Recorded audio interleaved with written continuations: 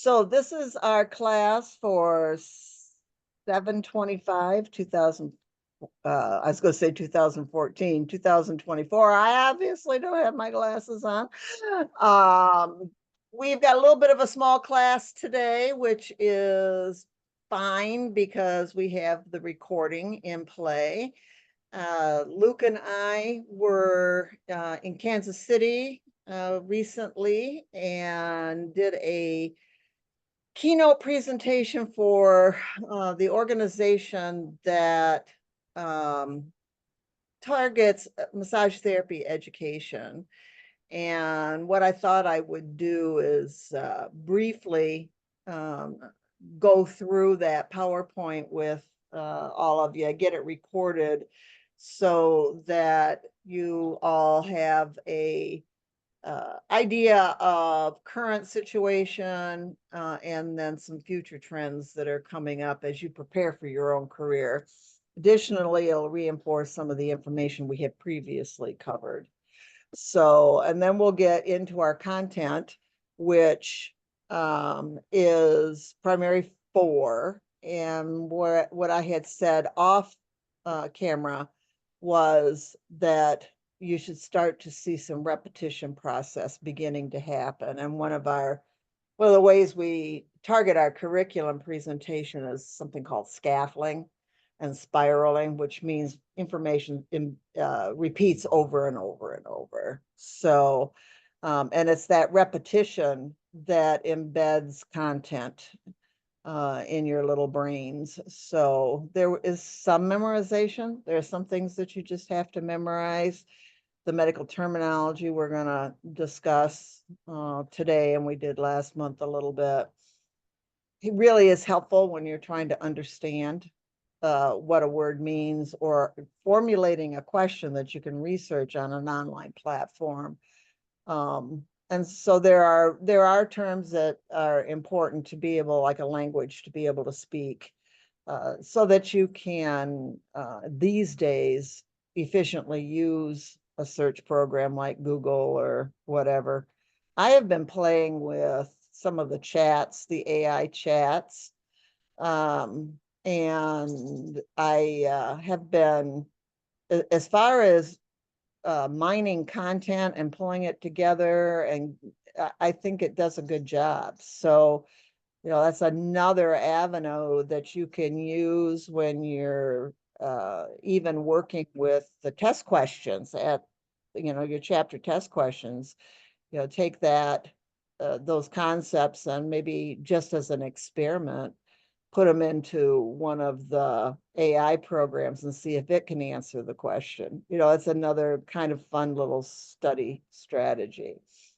So, and in the electronic versions of the textbooks, you can copy and paste. So that's helpful. You don't have to retype everything in. So, all right, let me see if I can. I've got the summer dog days tool. So we'll get through this class. We will do it. All right, share screen.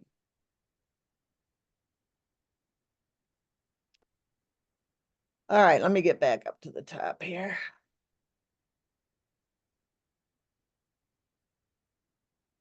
All right, Tanya, you're on the top of the list here. Can you see this thing that says welcome to the future? All right, got it. So Luke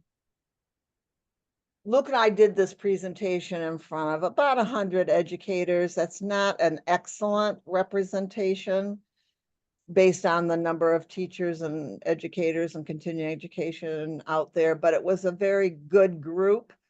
And there were some influential people within the group that we hope will kind of, we're at a critical spot right now with where the massage profession, occupation is going to go, and it'll impact all of your futures on where we end up.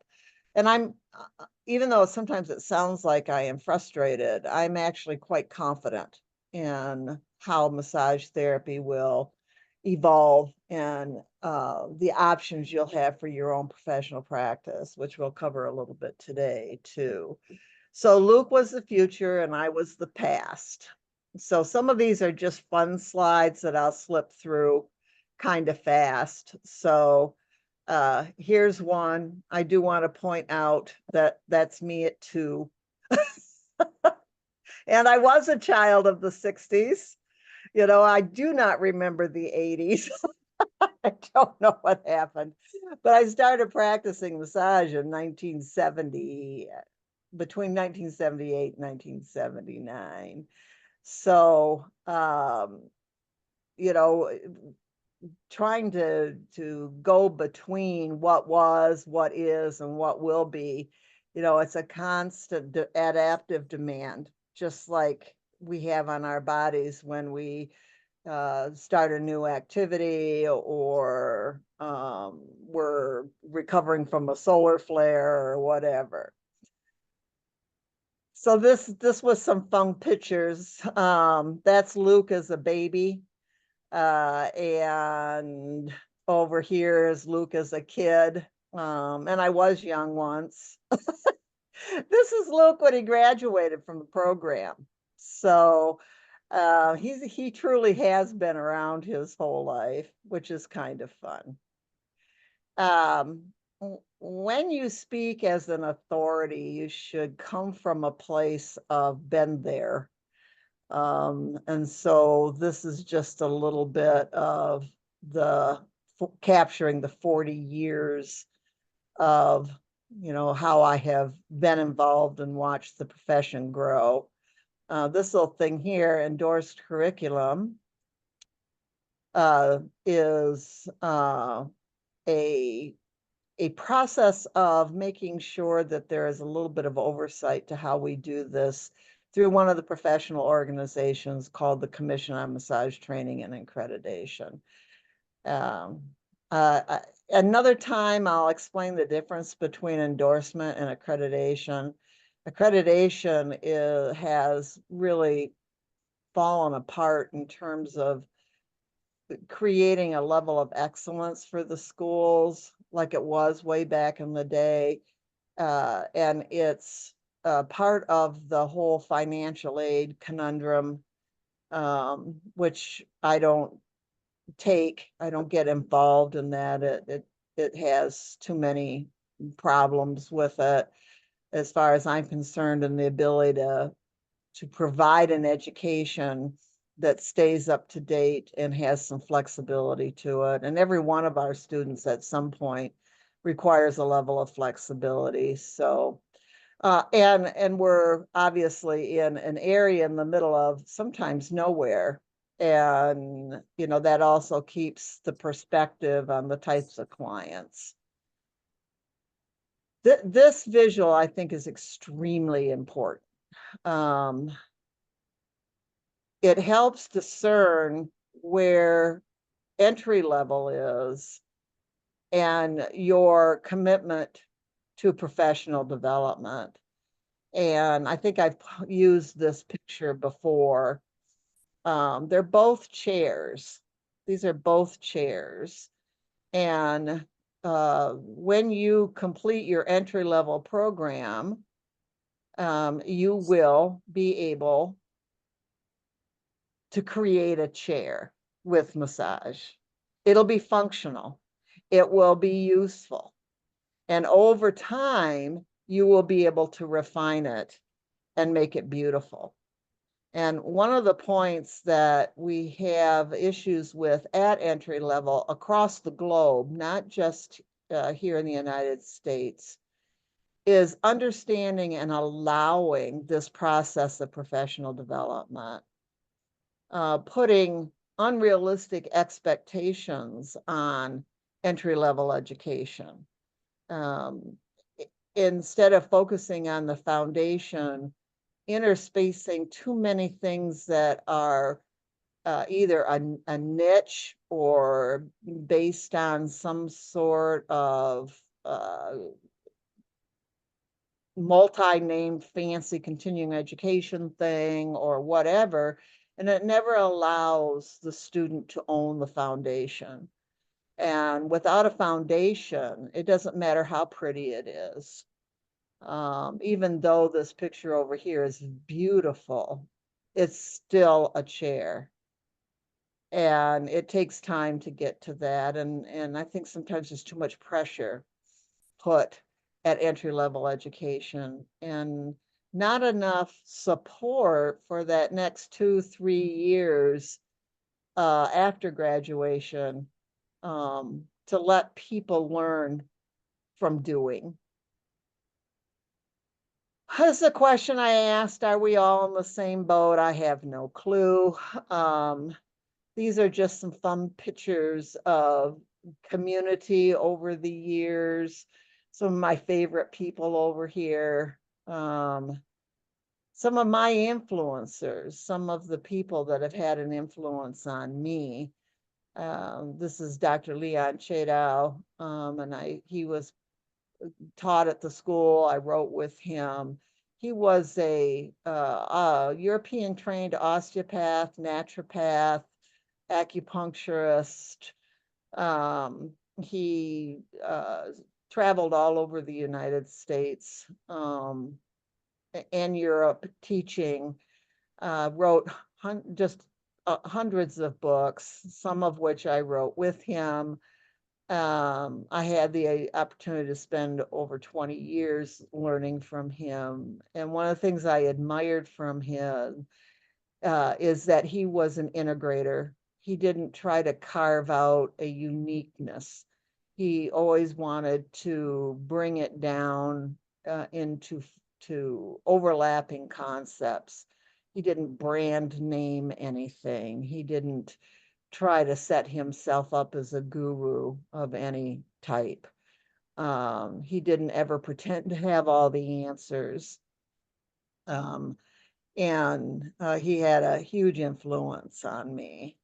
This is Dr. David Girovich. I may have mentioned him before, but he had a huge influence on me. Not nearly as well known as Dr. Chadow, but the influence was equally important as far as I'm concerned. And he immigrated to the United States as a refugee when the Berlin Wall came down. He was actually a surgeon in the during World War II for Russia, and a paratrooper dropped behind the lines, and then worked for many, many years as a physical medicine specialist who's an MD, medical doctor, in St. Petersburg. But during the turmoil of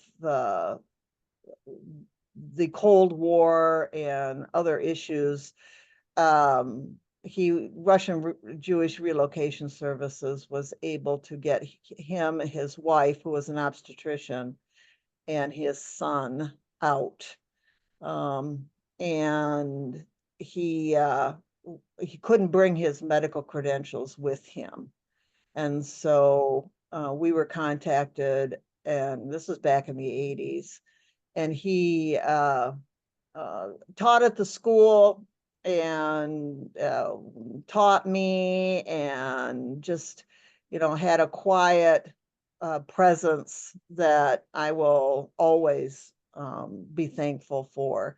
And bless his little heart, he and his wife were expert tango dancers. It's kind of fun to know a little bit behind the scenes on all of that. But we are influenced. We absolutely are influenced by people. And you want to make sure that you own whoever you're influenced by. And you're influenced by me. You're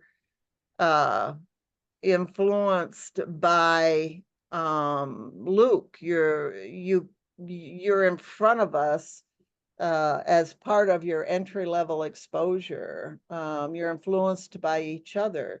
You can't get away from that. So it's important for you to vet your influences. No matter how hard anybody tries, they're going to be biased. I try to call myself out on that, but I don't always. And I want to encourage all of my students to be discerning, be discerning in the information that you believe, and know that it changes. Information changes all the time. And there's an obligation for us to stay up to date with all of that. So this is just fun. Look at that big hand. That's one of the basketball players. These are a couple of football players, NFL characters I worked with. This is Charlie Batch. I still see this character. He has gone on from 17, 18 years playing in the NFL to heading up a just very influential community-based program in his hometown that reaches out to underserved populations and provides all kinds of support, and very active on a local level. And it's nice to look back and go, I've been, in some way, I've been influential in all of that. You know, we want to own what we have done good too. That's not bragging. That's appreciating. This is a picture that talks about the defunct Alliance for American Football. Luke and I were involved in creating a nationwide massage therapy application for these athletes. And Luke and I love to say the massage program excelled, the league went defunct. It went bankrupt. But what it did for us is expose us to massage therapists and massage education. Again, Luke had this too when he traveled with the Pistons all over the country, and where their similarities were and where there was problems. And there's Luke at the Pistons. Isn't she cute? He's looking very serious. And I like to laugh at the lamp. This was Luke's attempt at atmosphere and ambiance, which is very important part of what we create for clients. It's part of the therapeutic effect. And where we performed massage was not always, a beautiful setting, but Luke hauled that lamp around so it was dim and quiet. This happens to be at a period of time where we were working in a storage room. So an example of being adaptive. Other influences, including for you, your life, things that have happened to you, things that you've overcome, things that you deal with on a daily basis, will also influence your professional career. And this is just a couple of pictures. This was when I had the heart surgery years ago, and look at how young Luke was at the time. And then more so than that, what has influenced how I personally practice is the vision issues that I have and how I've had to adapt around all of that.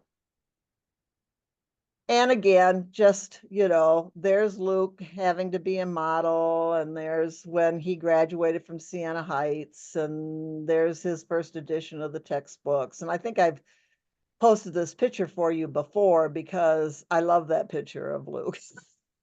He doesn't necessarily, but I do. So this is something that I brought out that is important for all of you and anybody else that is listening to this, and that is, where does massage therapy education live? And how does that influence how the education is delivered and where the focus is? Back in the day, and some of you could possibly remember this, is that if you didn't go get a college education, you were really looked down upon. It was not thought that without a college education, a bachelor's degree or whatever, you would never be able to succeed. Thank goodness in recent years, the importance of vocational skill-based education has increased and is now respected. And it's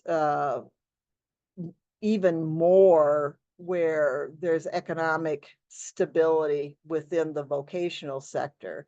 And when I talk about that, I'm talking about health technician, not the doctors and the PTs and all of that, but a medical doctor needs 100 vocationally trained people to be able to perform this day, that each have a specific skill set. God forbid you're trying to find a plumber these days. They're just they're so far behind, or a construction, somebody who knows how to build something, a cook, somebody who is able to fix, not program, but be able to fix a computer, mechanics. And so the importance of vocationally based education is finally getting the accolades it should. And that's what you're in. You're in a vocationally based private school sector overseen by the Department of Education in Michigan. And in fact, they're supposed to visit the school tomorrow to pay attention to oversight on what's going on with this. But I just want to point out that your choices to pursue a vocational education is a good choice. It's a good choice to do that. And there is a pathway towards academic degrees if you want to do that. But I want you to be proud of the decision that you made to provide yourself with skills based in this educational sector. These are just students. You're students, you know what you do. Of course, this is my teaching. You also have had to experience that. But there's Luke taping Laura's belly, and teaching hydrotherapy and some of the stuff that we do. This is also an important slide, something that we're grappling with on an international level. What does the research really show that supports manual therapy? And massage is a form of manual therapy. This happens to come from a chiropractic study done in 2024. So when we think about research, we want to make sure that we're looking at things that are current. That doesn't mean there isn't a legacy that goes back. You'll see that in the textbooks. Sometimes there will be a string of references that starts maybe back in the 60s and then carries through and shows development through to a more current. When I write textbooks, I like to reference the newer things no later than 5 years previously. So just keep that in mind when you're looking for research. But this paper really nailed it when it talked about what manual therapy does and the importance of it. So I'll read this piece to you. It says, musculoskeletal conditions are the leading contributor to global disability and health burden. My neck aches, my knee aches, my back aches, I stiff all over, that. Manual therapy interventions are commonly recommended in clinical guidelines. And massage is in those clinical guidelines, especially for, this is more in a medical realm, especially for pain. And used in the management of musculoskeletal conditions. This is where it gets important. And where I struggle in the textbooks and I struggle in the classroom on where to put the focus in your education. Traditional systems of manual therapy include physiotherapy or physical therapy, osteopathy, chiropractic, and soft tissue therapies. That would include, that would be where massage therapy would live.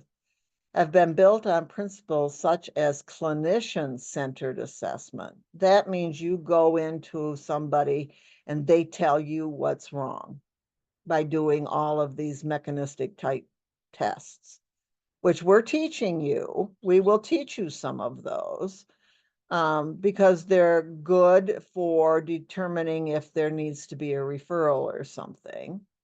Patho, starting from the pathology, pathoanatomical reasoning. And one of the things that we try to teach is that you, during your assessment processes, and massages assessment, that you look for what's right, not always what's wrong. You know, it's amazing that any of us can get up and function on any day when you consider what our pasts have been like. You know, I told you the story about me falling at, while I was gone. So I'm currently dealing with a funky knee, right? But the rest of me is doing just fine. And so one of the things is being understood in chronic conditions is that people become over focused on what's wrong and they don't appreciate how they're adapting and how they're functioning and what they're doing well. And massage therapy is one of those places that we can reinforce that. But that's not typically how it's done. And if you look at the continuing education market, one of the things that you will find is it's all about finding and fixing. And one of the premises we want you to have is reinforce and support. And then it's all about the technique, and it isn't. There are a lot of things can get the same result. And we'll talk more about this technique specificity. And there's just hardly anything in the manual therapy world that trumps or goes over top of the idea of a good solid compression, with feel good pressure, and most techniques are built off of that as a foundation anyway. And then importantly, these historical principles are not supported by the current evidence. And that is really making people uncomfortable, because this is how they have built their sense of value, is that I can find what's wrong and I can fix it. And it just isn't working that way. However, data from clinical trials supports the clinical and cost effectiveness of manual therapy as an intervention for musculoskeletal conditions when used as a part of a package of care. And this is why we want you to understand interdisciplinary care and to learn to speak a language that's cross-discipline. So things like medical terminology and how to chart and document in a way that can be understood across to discipline, and to appreciate and understand your scope of practice along with the scope of practice of others. So things like Luke's lamp in the storage room, all right, a level of ambiance, a level of continuity of approach, safety and comfort and efficiency, communication, listening to the client, focusing on the client. Those are the things, more than your technique, or at least equal to your technique, that will be a really important part of why you have so much value in working with people. But we still teach muscles. I mean, we have to, because it's important. But I think that there is an overemphasis on muscles, and I'm not going to change this. I can stomp all I want. There is a platform that what we do affects muscles. It probably doesn't. It does affect movement. It does affect soft tissue texture and continuity and pliability and all that kind of stuff.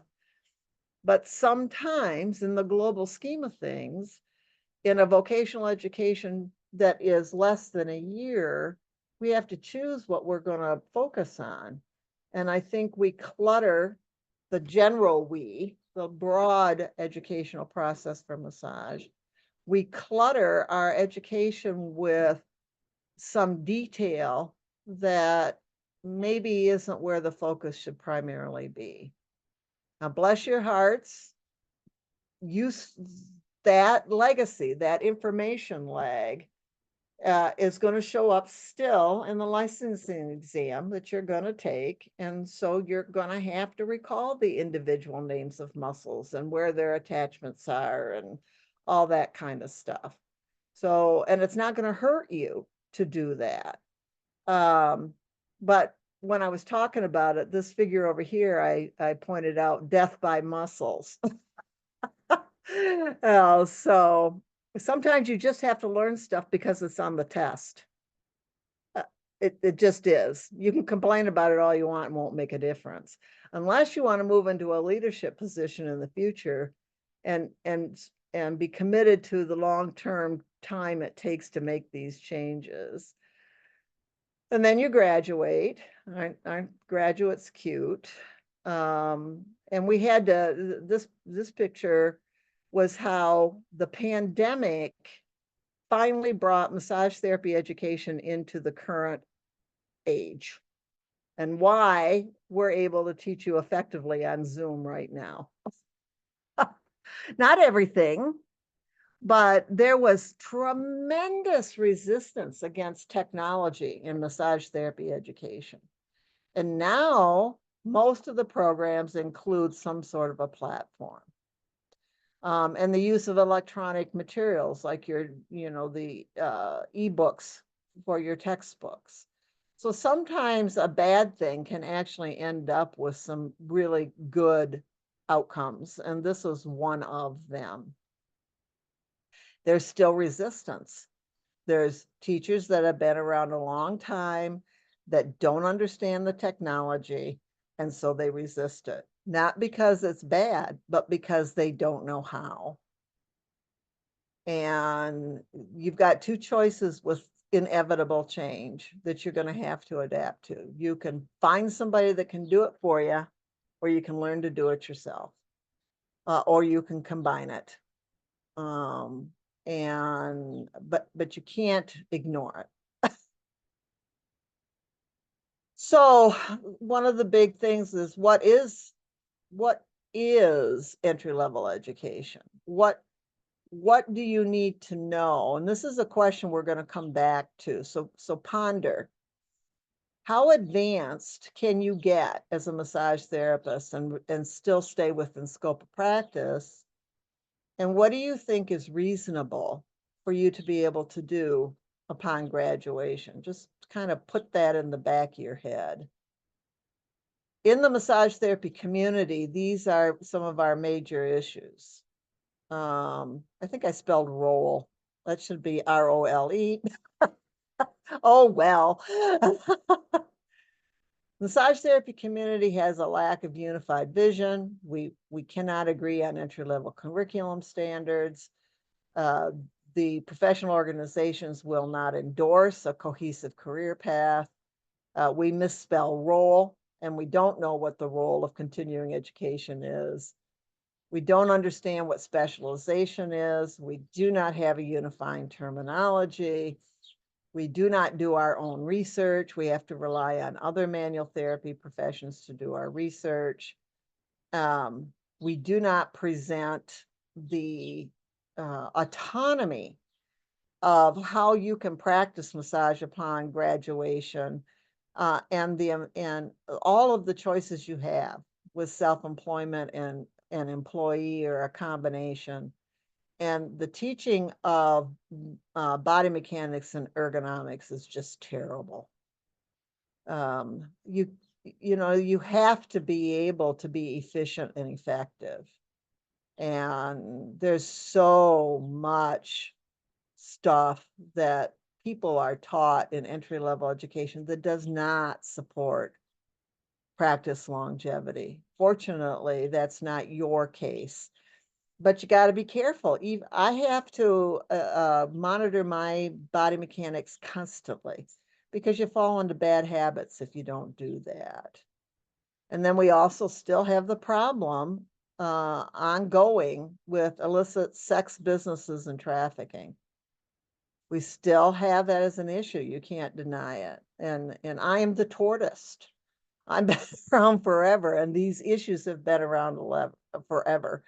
It's the thing I said at the conferences is that it's a travesty that my generation is leaving these issues to the future to solve. We should have solved these, and we didn't. So there you go. So this is the slide, whoops, for the professional organizations. And I have posted a YouTube on all the different ones. There's a million of them. It seems like they all have an acronym to them. They don't work together. And individually, the massage therapy community needs to put pressure on this. This is huge. This trickles down and impacts each of you. So the membership organizations are the American Massage Therapy Association, AMTA. That's the true nonprofit professional membership organization. They offer insurance and conventions and that sort of thing to you. We have given you a student membership to this when you enroll. You should be getting stuff from the AMTA.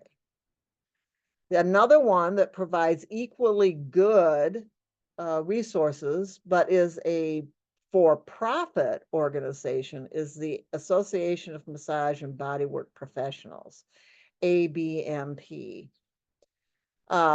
Because they're a for-profit business, they're able to be what's called nimble. Something changes in the profession, they can adapt quickly. The AMTA cannot because of its nonprofit status. There's a lag with that. These two organizations compete for your money. They compete for you buying a membership for insurances, your malpractice insurance and that sort of thing. So, and there's a big long history on how they all formed and all of that. And I don't want to take time for that today. But they have not worked together well. And they are, the conflicts between the two are a big problem. Organizations that you'll also want to know about for what's your future includes is the Federation of State Massage Boards. Not that you can join that. Michigan joins that, Minnesota joins that, Wisconsin joins that. These are this is an organization that represents state regulation, these massage licensing boards. But they create the NBLEX exam. That's where the NBLEX exam comes from. And most states use that exam as a licensing exam along with other licensing requirements. So when you get ready to graduate, one of the things that you're going to have to do is register for and take and pass the NBLEX exam, Massage and Bodywork Licensing Exam. In addition to that, you have to comply with state regulations, which is a background check and fingerprinting and all of that kind of stuff that goes with it. We'll work with you through that when it gets closer to graduation.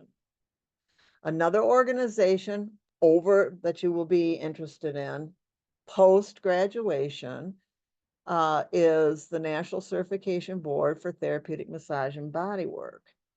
They offer a credential called board certification that says, I am not a beginner. It's voluntary. You don't have to take it. It's over and above licensure. It's a for real certification. And it is used, if you want, to transfer credits to Siena Heights University to pursue an associate's or a bachelor's academic degree in massage therapy, if you want to do that. Two other organizations that influence what you're doing are Commission on Massage Training and Accreditation. I mentioned them with our endorsed curriculum, but they set the standards for what competencies are for entry level. And then there's another one called the Alliance for Massage Therapy Educators, and that's where Luke and I were speaking. They don't directly affect students and entry-level practitioners, but they indirectly do by influencing what is taught, both in entry-level education and in continuing education. And then the last one is the Massage Therapy Foundation, which is where the understanding of research and the research arm lives. And they have been very quiet lately. And the important thing they are working with right now is a continuation on studying ergonomics and body mechanics. So that's a big issue on why massage therapists are not having a sustainable career. So let's see. So most massage therapists are graduating from schools like Health Enrichment Center, individually owned private for-profit massage therapy schools. Community colleges about 10, 15 years ago were trying to move into the educational segment, and it hasn't persisted. And major schools that teach multiple programs in the vocational sector, Dorsey is an example. There are other career-based schools. They jumped in big time and then realized that, they really pushed the access to financial aid, and then the federal government came down, you may or may not remember, with predatory education, and they pulled their financial aid, and a bunch of terrible things happened and all of that. So the the private owned for-profit massage therapy school is the one that's persisted. So here's your career pathway. This is something I want you to pay attention to, and then it'll go in the back of your head, and we'll talk about it when you get closer to graduation. You have to choose quality massage education. You did that and pass the NBLEX exam. We will work with you more as time goes on. The way the curriculum is laid out and all of the practice tests and looking at all the videos I post and all that stuff is what does this. Some people are good test takers and some people are not. And so hopefully over the time, we'll work away at that anxiety around test taking with this.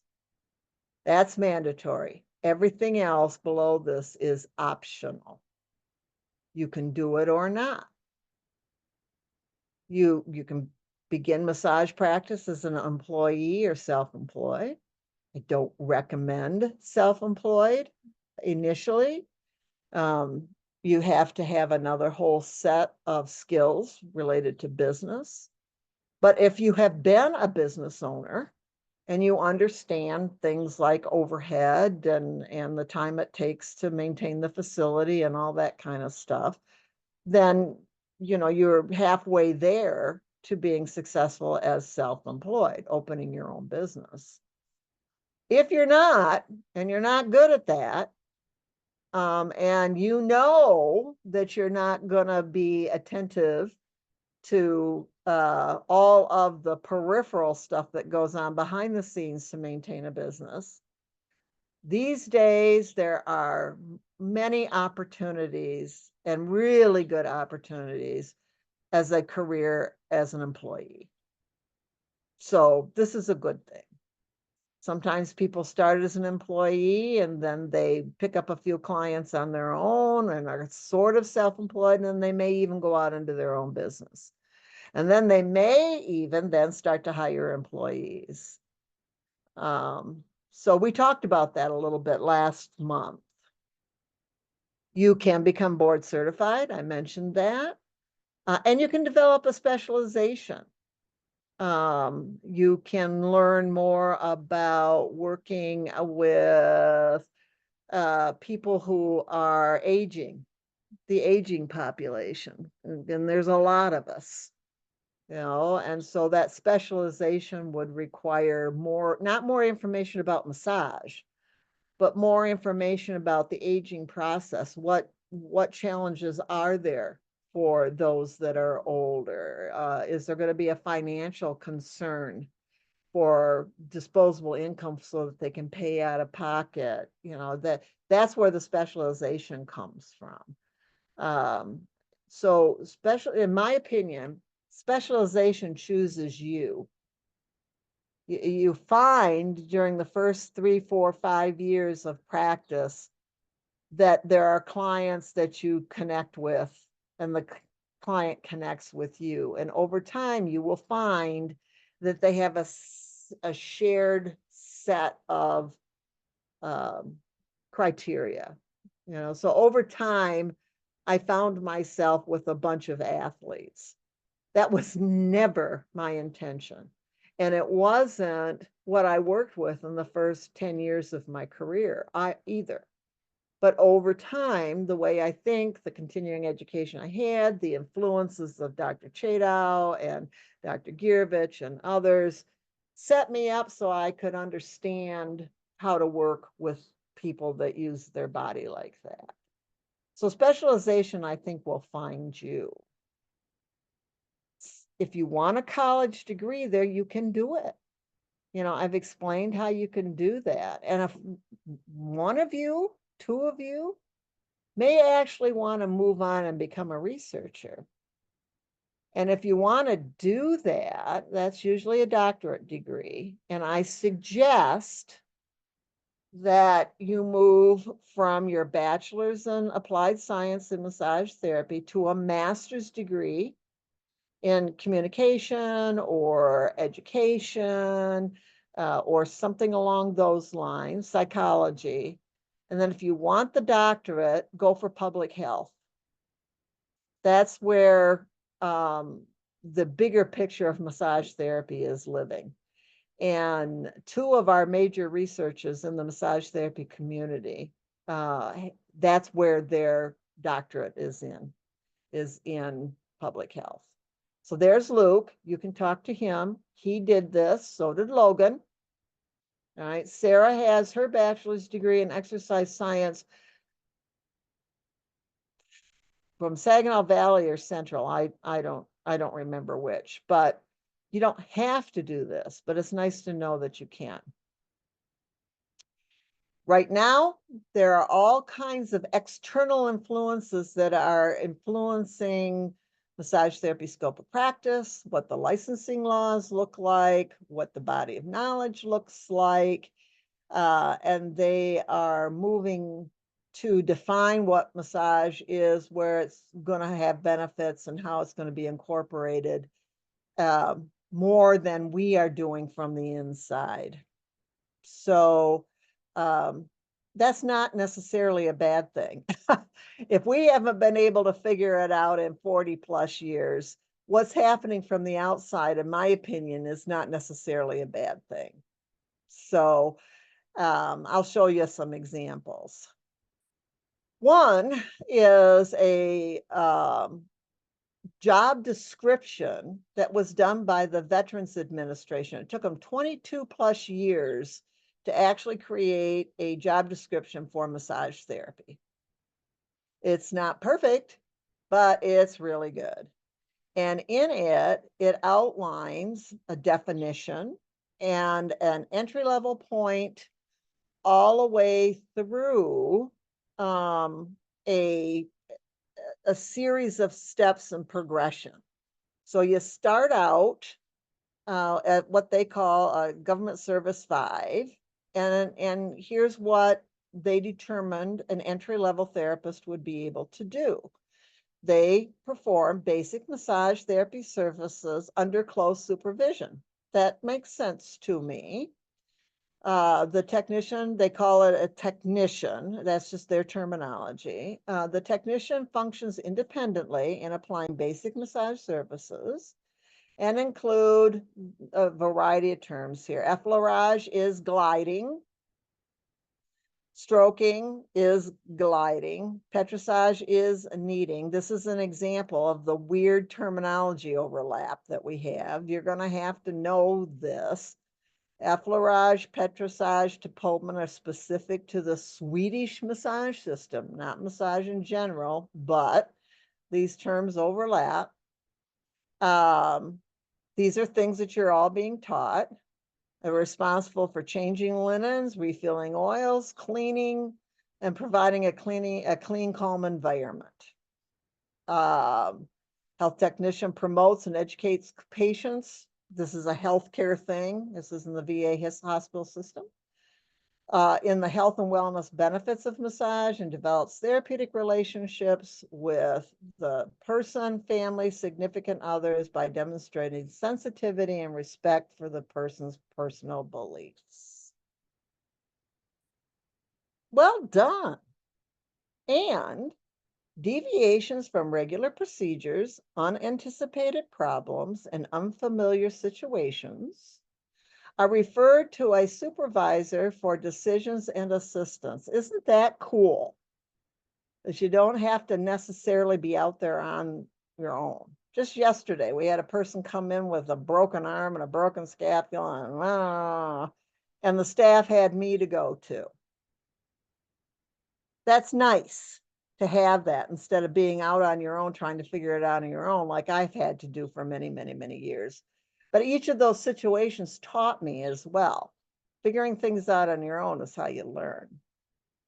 Any unusual client interactions are documented, and you've got some place to go to. Some assignments at this level include developmental duties involving more progressive care, designed to prepare you for the next higher grades. Isn't that nice? And then it goes on to the next level where increasingly you act more autonomously and in more complex situations until you're eventually a supervisor, if you want to go that high. So this model could be incorporated in any employment situation, not just the VA hospital. What frustrates me is that the massage therapy community, the inside part, that doesn't even know this exists. That's just incredible. That's incredible to me. This is something we don't have to create. It's already done. We just maybe have to change a little bit of the terminology. You know, the old don't recreate the wheel. We also don't have a good appreciation of what professional development after entry level involves. And there are some real problems here. One of them is modality naming. You know, so some of you have heard of, I'm going to do muscle activation technique, or I'm going to do myofascial engagement, or I'm going to do trigger point toe tapping. I don't know. And the other thing is that an educator cannot certify you in anything. So there's a big disconnect between understanding these two terms, certificate and certification. And while they seem like the same word or the same concept, in the bigger world we live in of healthcare, they are absolutely not. And so a lot of people say, oh, I'm certified. You might have heard this. I'm certified in prenatal massage. No, you're not. There isn't one. It doesn't exist. You have taken classes. Great. You got a certificate for taking those classes. That's proof that you've had the education, but you're not certified. That's an external process outside of the education. So just, we'll come back to this, but keep in the back of your mind when you are looking at professional development, if any of the people you're thinking about taking a class from tells you they're going to certify you, run. They know better. Every single continuing education provider out there knows they are not certifying, and yet they still do it because certification sounds fancy. And this is one of the things that we've got a problem with when we try to integrate into the broader healthcare and wellness situation. And these are just some pictures of how it's really all the same, and that divides us. This is a real problem with us being able to move forward, the whole us and them situation. And that the professional organizations have got to stop this conflict and communication. And I suggested strongly that they all are locked in a room. The leaders are all locked in a room with subject matter experts and an external unbiased consultant, and they're not let out until they come out with a for real something that's called a professional practice framework that defines all of this stuff, which other occupations have. It's not a new concept. So why we haven't done it, I don't know. Drives me nuts. Maybe you can put some pressure on the professional organizations, by writing them a letter or an email or calling them up and asking some of these questions. We also have research outside of the massage community that is influencing us, and that's a good thing. And this is coming out of the National Institutes of Health, and that's a good thing. I've pointed out some of this research to you already. One of their big issues is a unifying language. That's one of their mandates, is to try to find a unifying language so that we can share research. So these are some of the things that they're looking at right now: terminology and measurement of force-based manipulations. So a force-based manipulation is when you apply a force to the body, which is exactly what massage does. And they're including massage therapy in these research. The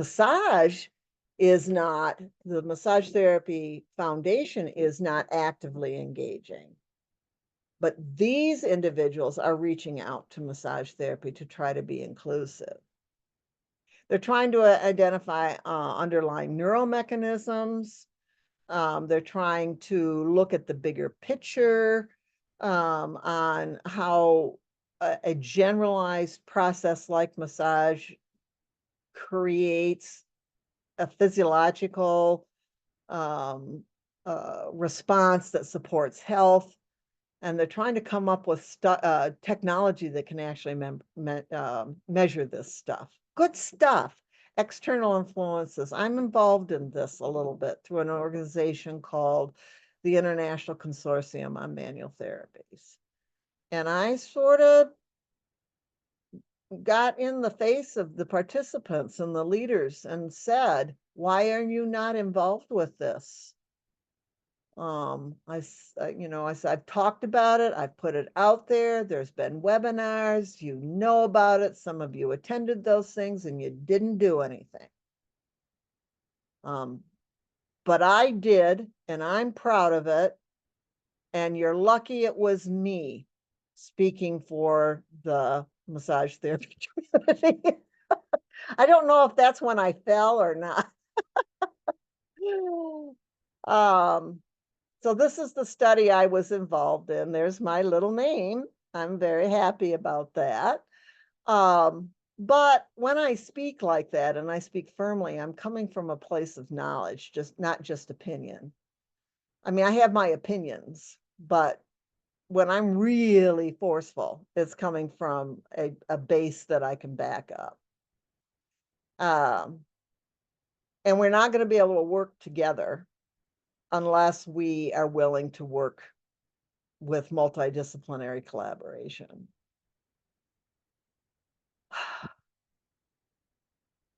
I am of an opinion that we can prepare you to make career decisions in entry level.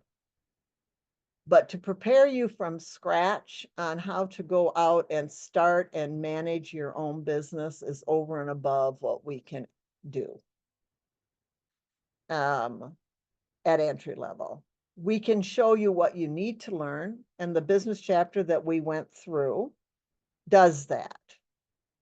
But to expect a school with 625 hours of vocational education to teach something that's usually seen as a bachelor's degree is unrealistic. And as a result, a lot of people go out, try to start their own business, and they're not prepared.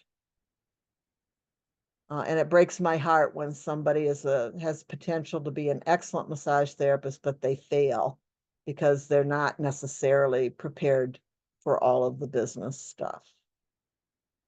And this, I want to do it my way, and I want to be an entrepreneur, and all this other kind of stuff is wonderful. But it can get in your way as well. So the franchise system as an employment really has rocked the career pathway for massage therapy as a career pathway. Now we are moving out of a franchise model, but we're still operating as an employee, multi-person massage therapy, wellness, spa, clinic, whatever. And so the franchise system in general has really made a huge impact. It just wasn't the buy up of Massage Green by Hand and Stone just did not fit our demographic. It's not that I have anything against the franchise model in general. In fact, I'm very, very supportive of it. And a franchise may be where you get your first position. And it should be run well. These are all individually owned locations. They're small businesses. And if you're going to be an excellent employee, you deserve to work for an excellent employer. And if they're not, don't work for them. Else, eventually the bad apples will weed themselves out. Vice versa. Massage therapists overall, the reputation of massage therapists as employees and team players in this environment is terrible. They are not necessarily team players. They don't understand what the overhead costs and the risks are for the employers. They don't show up. They call in at the last minute. They don't follow the professional dress codes. I mean, the list goes on and on and on. And I don't want anybody that graduates from Health Enrichment Center to be a terrible employee. There's no excuse for that. Of course you do the laundry. Of course you help clean up. Of course you step up and help with the marketing. Of course you participate in promotional activities. Of course you do that stuff.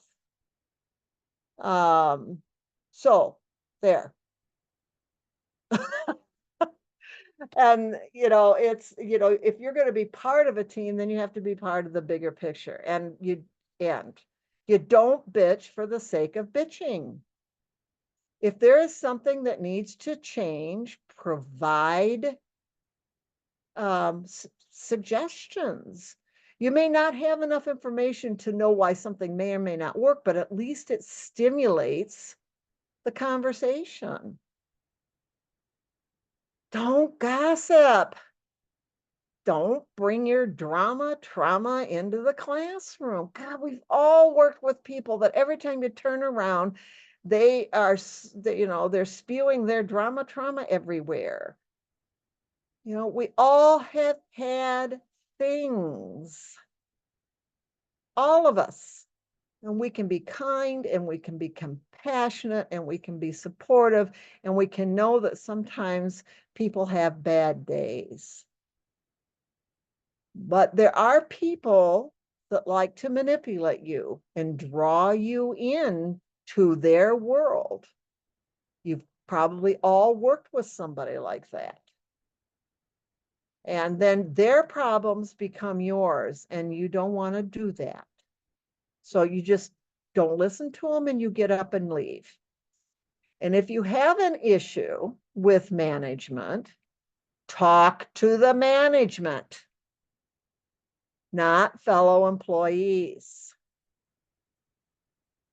And yes, we all want a self-directed life, and we want, work-life balance, and we want to be able to feel productive in our professional growth. But we are part of a bigger community, and we don't live life independently. Everything we do influences somebody else. And hopefully that's in a kind and general and compassionate way. Massage therapists are being taken advantage of by not understanding what this all means and what the reality is in all of this. Especially the persistent and ongoing problems with people being classified as independent contractors. If you work for yourself, you are self-employed. If anybody else is sort of in charge of what's going on, and this runs rampant in chiropractic, as well as non-franchise massage clinics, non-franchise. Franchise massage businesses do this right, but non-franchise clinics will do this, classify you as an independent contractor, so they don't have to pay payroll taxes on you. It is not to your advantage.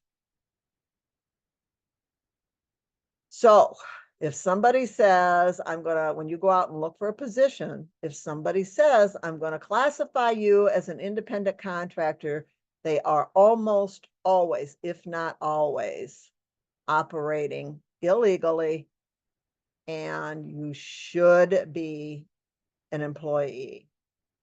You won't get in trouble by being misclassified. The employer will. They're going to have to pay all the back taxes. They're going to have penalties. They're going to have all that kind of stuff. But a lot of massage therapists stay in this gray area because they won't demand that they are treated appropriately as employees, and they won't report.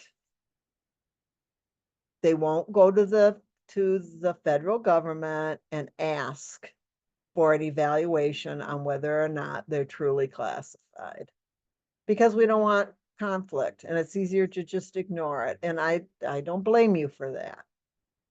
But we are part of the problem when we don't demand that we are treated correctly in the sector.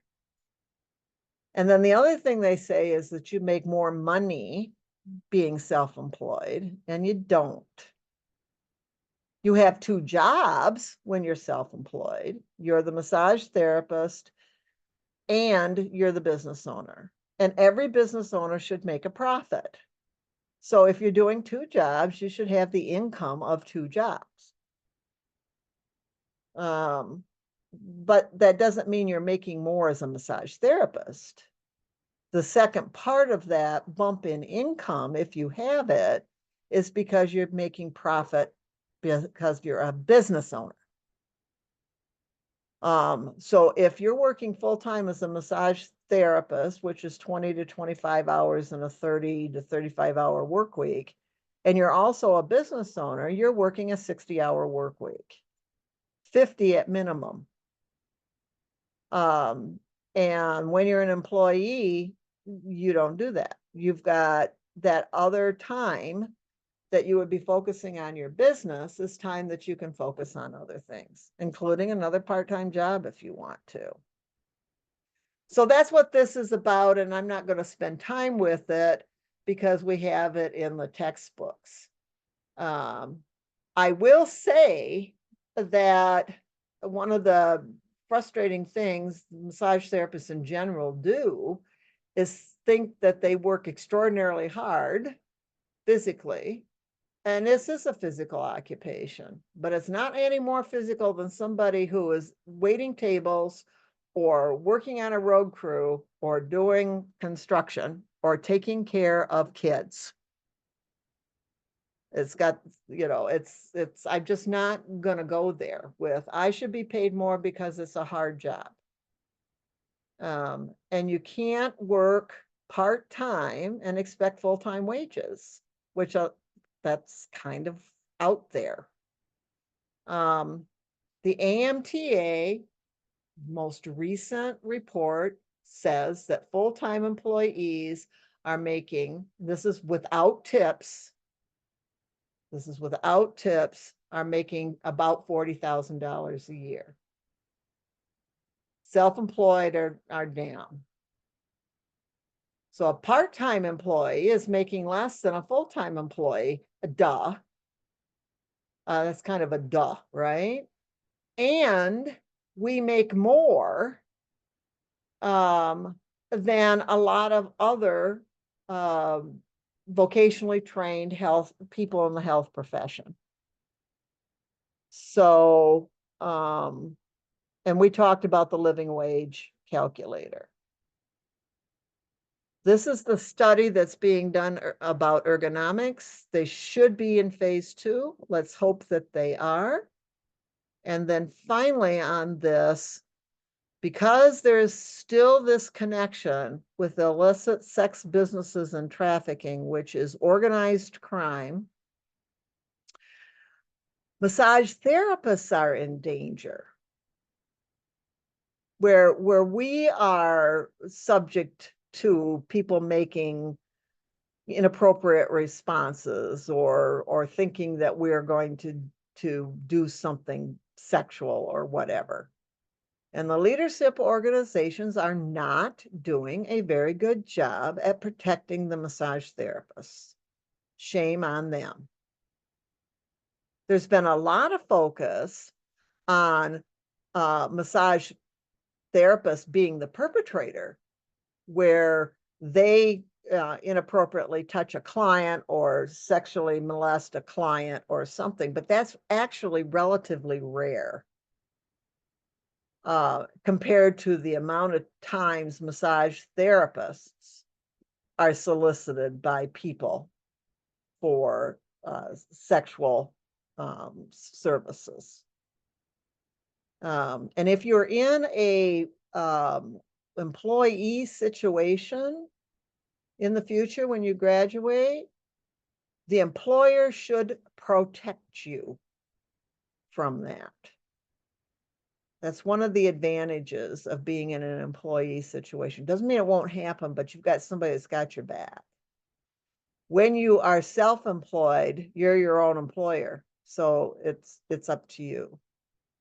And one of the things that should happen is if you are accosted or if you are solicited by a client in any situation, is that the police should be called. Sexual solicitation is a crime, and you want the business you work for or yourself, if you're the business, to have a good, solid relationship with your local law enforcement. And then this is from your textbook, that because we have this unfortunate association, we need to be clear in the very beginning, from the very beginning, that we establish the boundaries, have a picture like this right in prominent, that they sign off on it, the whole thing. So, and then this is just some other kind of ideas with this. This is the gist of the presentation. And I left it with, it is different than it was. It is, and it's better. I think it's better. I think those of you that are going to be moving into the massage community have it better than those of us that came up in the 80s and in the 90s. Massage has not changed. How we practice massage is changed. And so that has to come forward in the teaching. So that was the gist of the presentation that I gave and Luke and I gave, much abbreviated. So what I want to do is give you all a break. Hi, Sakura. I want to give everybody a break. I want you to think about this a little bit. We got a small group, but there's power in small numbers. About a little bit about your seeing how your future is going to unfold with all, with all of this, and how you felt how accurate Luke and I were with when we brought this stuff forward, and how you think it might affect you individually on what's going forward with this, and hopefully not just this class, but other classes will look toward leadership. We'll look for potential where they can be a grassroots leader within your community, or even move progression-wise into more global influence. So I'm going to stop the recording. I'm going to give you 15 minutes because, you had to sort of just listen to me ramble on all of this, and then we'll come back and we'll discuss it. Make sure I turn the recording back on. All right, get up and move around. It's a beautiful day.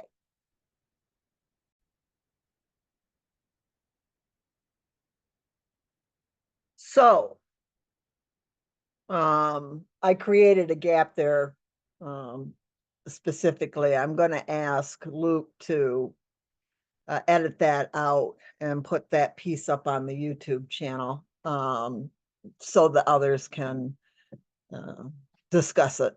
Others across the country can discuss it. So, but I want us to discuss it just briefly because we got other content. But Audrey, you've been around in and out. I don't know how old you are, but you're not 19, right?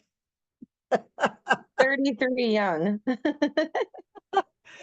Same with you, Tanya. You've been out and about and around and in different businesses, and same with Sakura.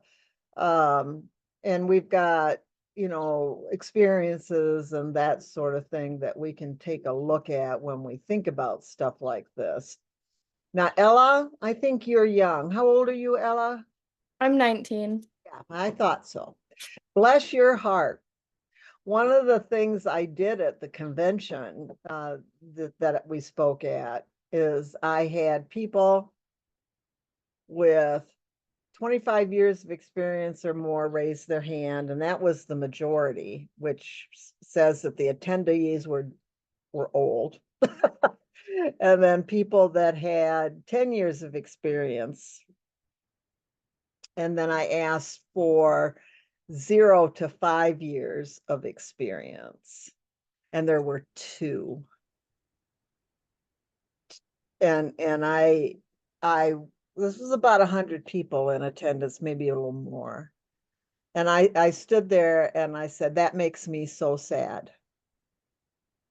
That's really a shame that there are 2 people in this room that are curious enough to want to understand. And yes, this was for educators and all that kind of stuff. I understood that.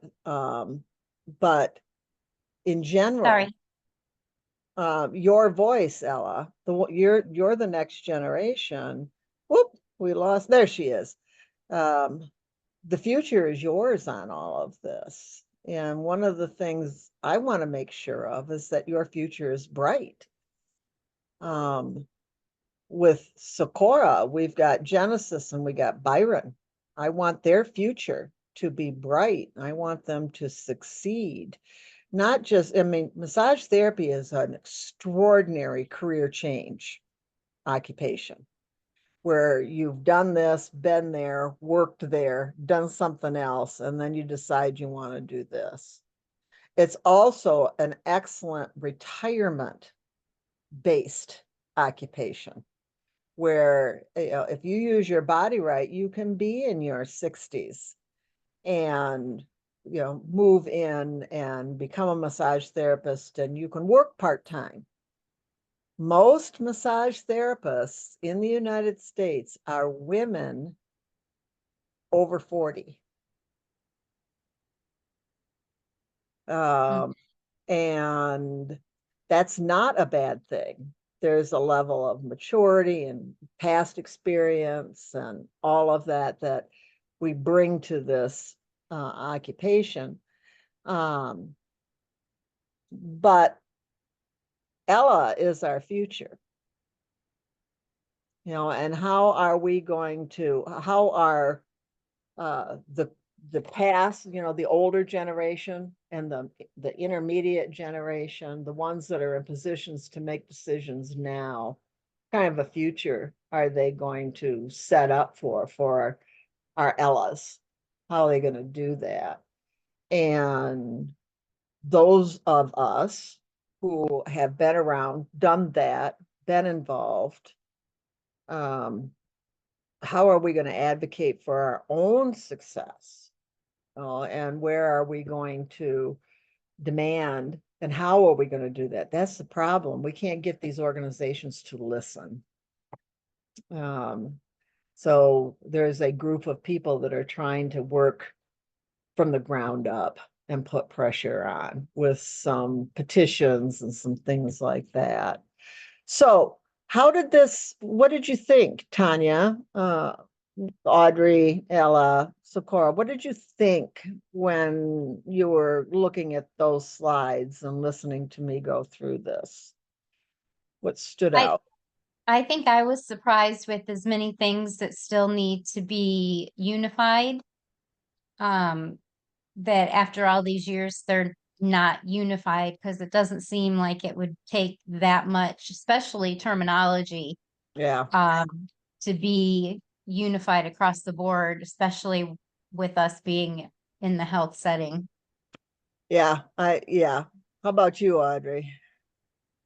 Concerned. It concerns me that these issues have been ongoing and nobody wants to listen, and it takes a lot of effort for them to get changed. Obviously, it's going to take a lot more effort for people to put pressure down and get things changed, and that's concerning. Yeah, it is I feel like, but on the data, and go ahead. it makes you want to, sorry, it just makes me want to try harder and help out the cause, like unify and go, go for it. And we'll provide guidance. I will provide guidance to how that can be done.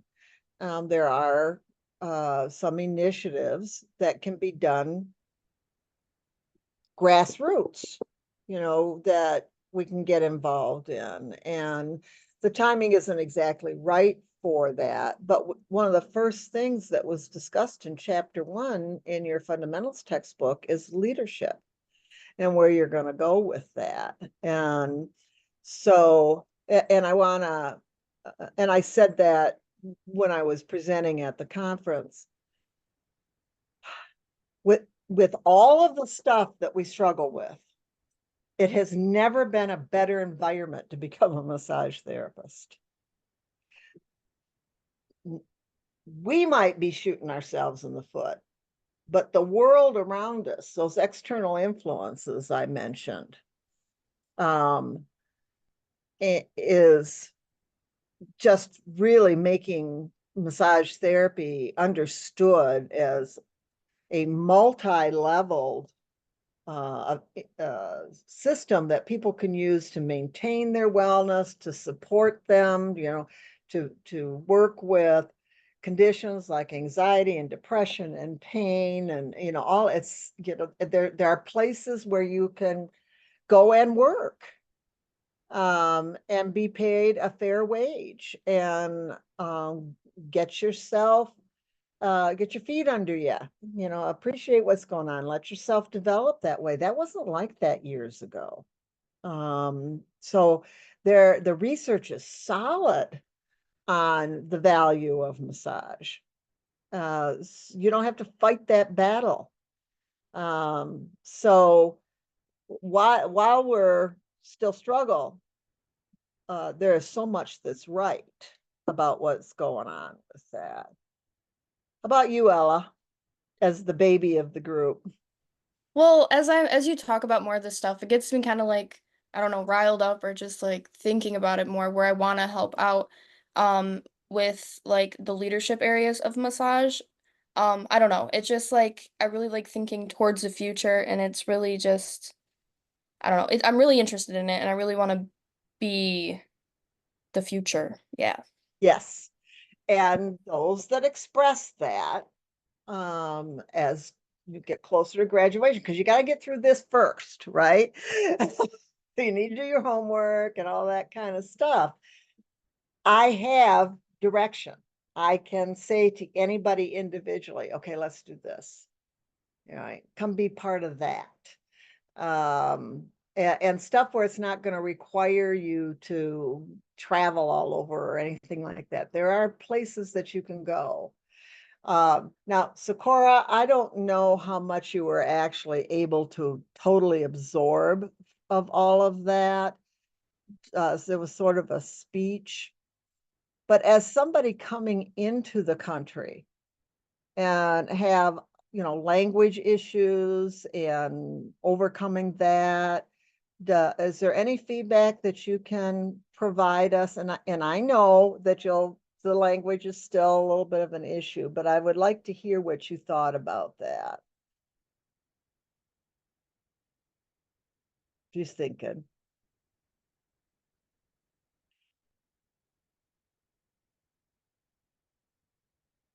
You're muted. Unmute.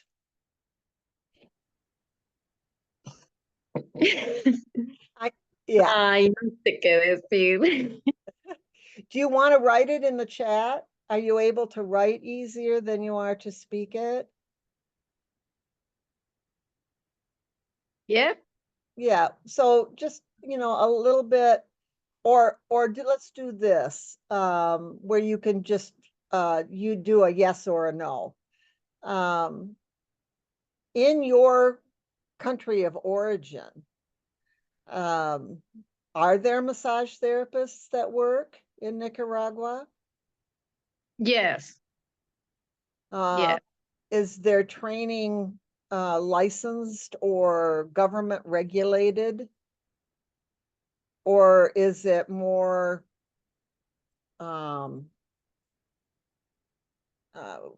well, first answer, is it government regulated? Is there a license to be a massage therapist? She's Yes. Work? yeah. No, okay, I didn't think so. And you're going to be able to work with Ilian, correct? Yes. So Yes. yes, so you've got support, which is very helpful. And by the way, Ilian sent me pictures of you doing hands-on practice.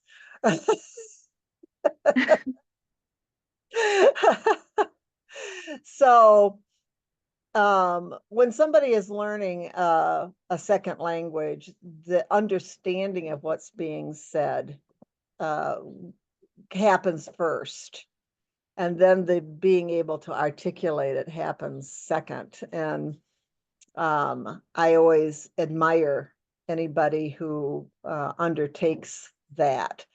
So if you come up with an idea that you think would help everybody on this, you can just go ahead and write it in the chat.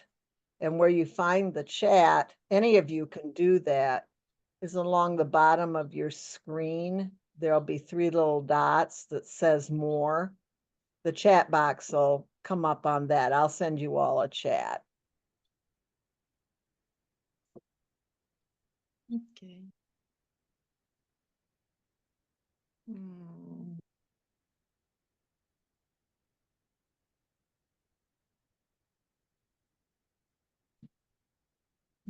Did you see it come up on your screen? So that's another place. There we go. That's another place that we can communicate, or jot down a thought or a question, and then we can come back to that. So now let's get down to business on what's on the PowerPoint and on the schedule of stuff. So me share screen. Seal.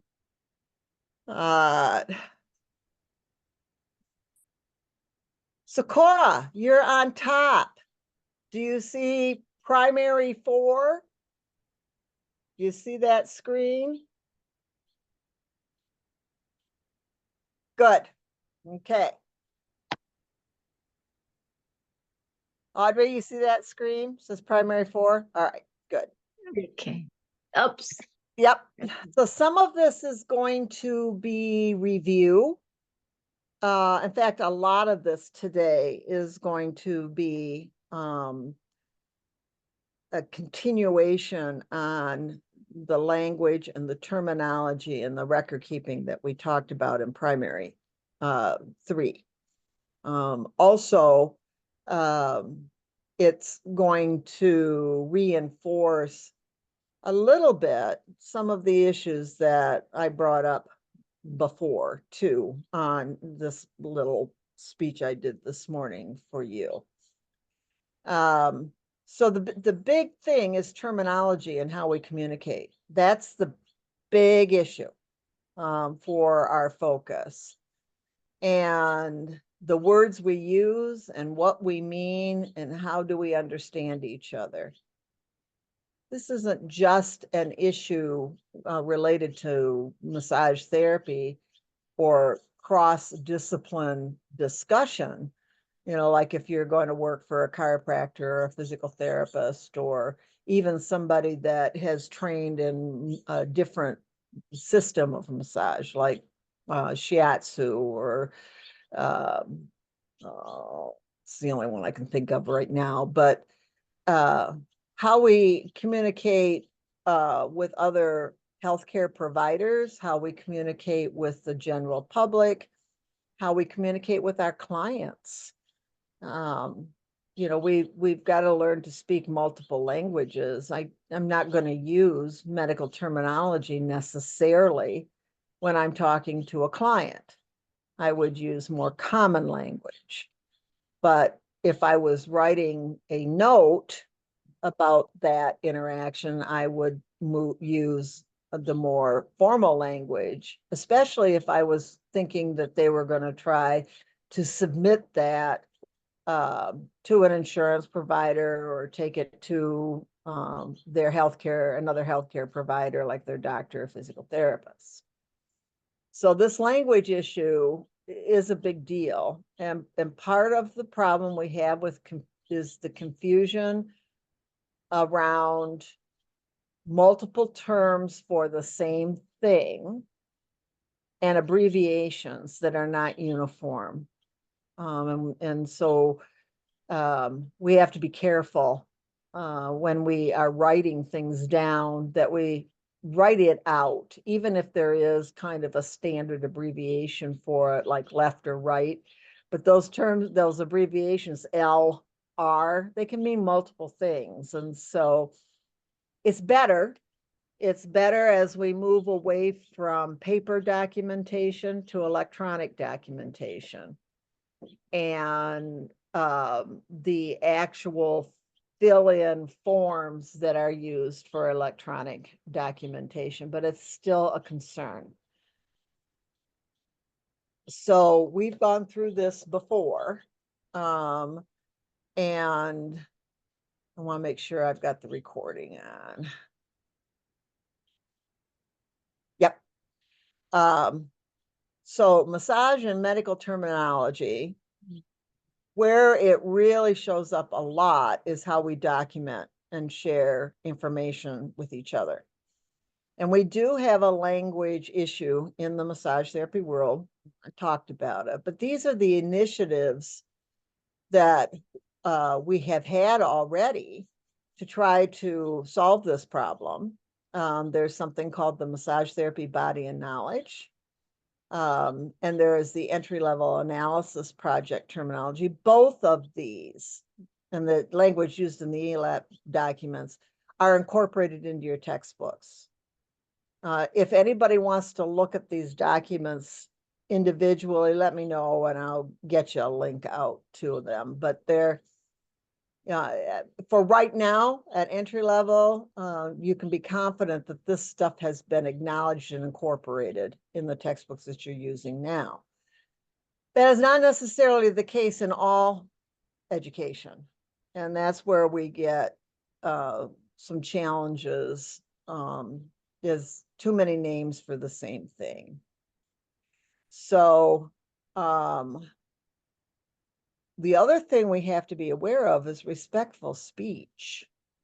And what are the elements that are involved with that? And it's a learning curve to do that. Some of this, some of the language we use is changing in order to move more towards being inclusive or embracing this respectful speech idea. And as professionals, if you recall in the presentation I did this morning, being able to speak cross-culturally and speak to different disciplines is really important.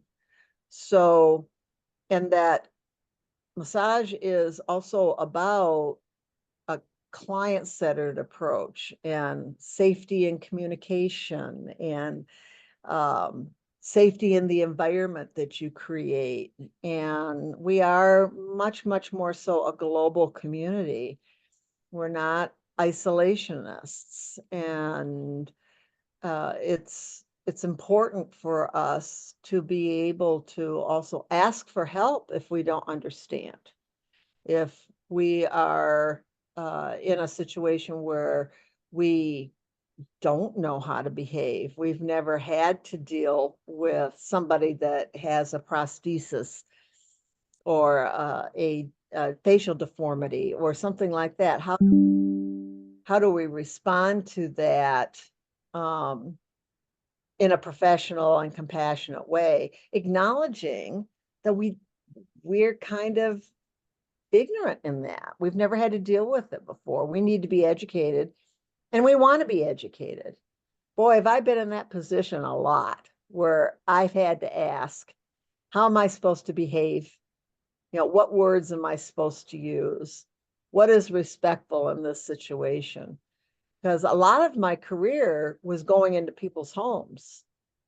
You know, simple things like, do you take your shoes off or not? You know, how do you deal with a multi-generational family situation? Some of my clients were Polynesian, and there's especially from Samoa, there's a lot of players in the NFL from Samoa, and that's very different. There, you know, there's people all over the place, and they're in and out of the massage room, and you know, it's very you know, a lot of conversation happening at the same time, taking your shoes off, setting up. I mean, it was just, there was a whole learning curve that happened with all of that. And we've got to be open enough to say, I need to be educated in how to do this. And then that expands your whole ability to be just part of the human race, kind of a thing. I might have told you the story. I can't remember who I've said it to, but I've used this story a lot. I've always been intrigued with head covering, that often is part of a cultural practice or a religious practice. It's interested me. It's an area of my fascination. And I was in a rest stop, and there were a group of women who wore hijab. And I always wondered how they did that, how they contained their hair, and you know, and one of the ladies was adjusting it, so she had it kind of partway off. And I said to her, I've always been intrigued on how this works, you know, and she was so kind. She showed me how the one type of headpiece goes on and holds the hair, and then how they pin the sides, and how the bigger scarf wraps around, and you know, I will just never forget the kindness she displayed in educating me in my lack of exposure on how something like that worked. So when we don't understand, we want to be confident to ask kindly. Now, sometimes people aren't always going to be kind back, but if we don't ask, if we don't seek to learn, then we're never going to understand either. So in the textbooks, which is unusual, especially in an anatomy book, we also have quality of life terminology that includes things like social support and the access to healthcare and all that kind of stuff. And it can be a platform for us developing goals for the massage, ideas around well-being and standards of living, this cultural competency, gender neutral language, age appropriate terms. These are all on flux too. Cultural competency, not just in language, but understanding traditions and respecting traditions and being intrigued by them. And ideas around first person terminology and terms, respectful terms for identifying certain disabilities. So do we say a deaf person, or do we say a person who has a hearing disability? What do we use? And sometimes you don't know what to use. And that's when you have to ask, because some of this is changing really fast. And sometimes I struggle. When I talk with you, I will struggle and I will not necessarily know what term to use. And I always ask, please correct me. If I don't use a term correctly, please let me know. Otherwise, I won't know. Cultural terminology in the sciences is Latin and Greek, and we see it represented as medical terminology, and how language can be created by using word elements. And Dr. Giervich, who I showed you a picture of, he spoke Russian. I did not. I speak English. He tried really hard. But when we were talking about massage and anatomy and physiology and pathology, we could pretty much understand each other because we were talking in terms that were more universal. And that's helpful. That's really helpful. I haven't had a chance as an educator to spend a lot of time with Socorro, but I have with Byron and Genesis. And I watch them very carefully to see where their comprehension is coming from. And I can tell that they're following me when I'm talking in medical and scientific terms, because those terms are very familiar. They might not be exactly the same, but they're very familiar in Spanish as they are in English. But when I start to use slang or something like that, then then Byron, more than Genesis, Byron will ask me to explain. So, and then the other thing I have noticed as they have progressed is that they are understanding more. And, you know, that makes me feel good that the environment has created a space where they, you know, could practice another language. I wish I was exposed to a second language when I was younger. But I just so admire anybody who's bi or trilingual. You know, I can appreciate the struggle. So we need to know these. This is a level of memorization here, so that we've got a foundation for language. So we've got, how many of them?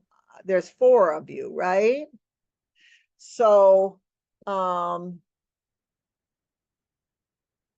what I wanted to do, have you all got your textbooks handy? Fundamentals in Essential Science?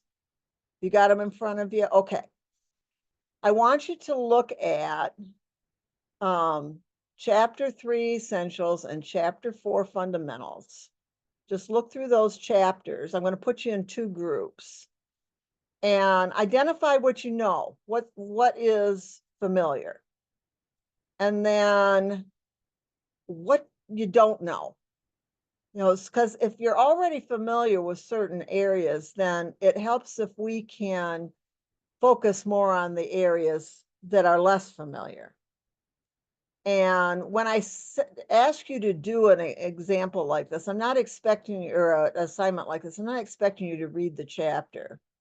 Flip through the pages, look at the top of the section topics, you know, look at the boxes, that sort of thing. And most everybody has had at least a high school biology or science course. I mean, we really do come in with a level of knowledge, whether we believe it, you know, whether we own it or not. And then we'll share where are you confident? And then maybe we'll come up with a few ideas on how we can work better together to, you know, get over this hump of language foundation. So let me get you into a breakout room. Here we go. I will give you till 11:30 to kind of problem solve on this, and then I'll pull us back together on that.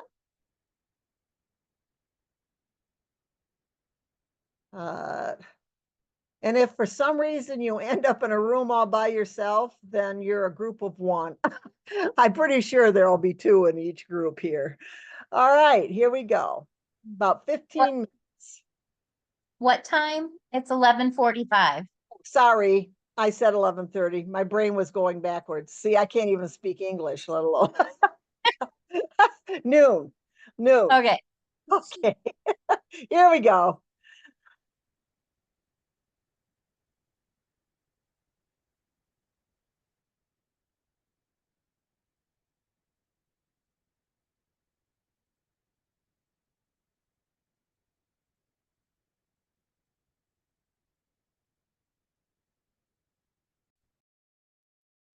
Ta-da, ta-da, ta-da.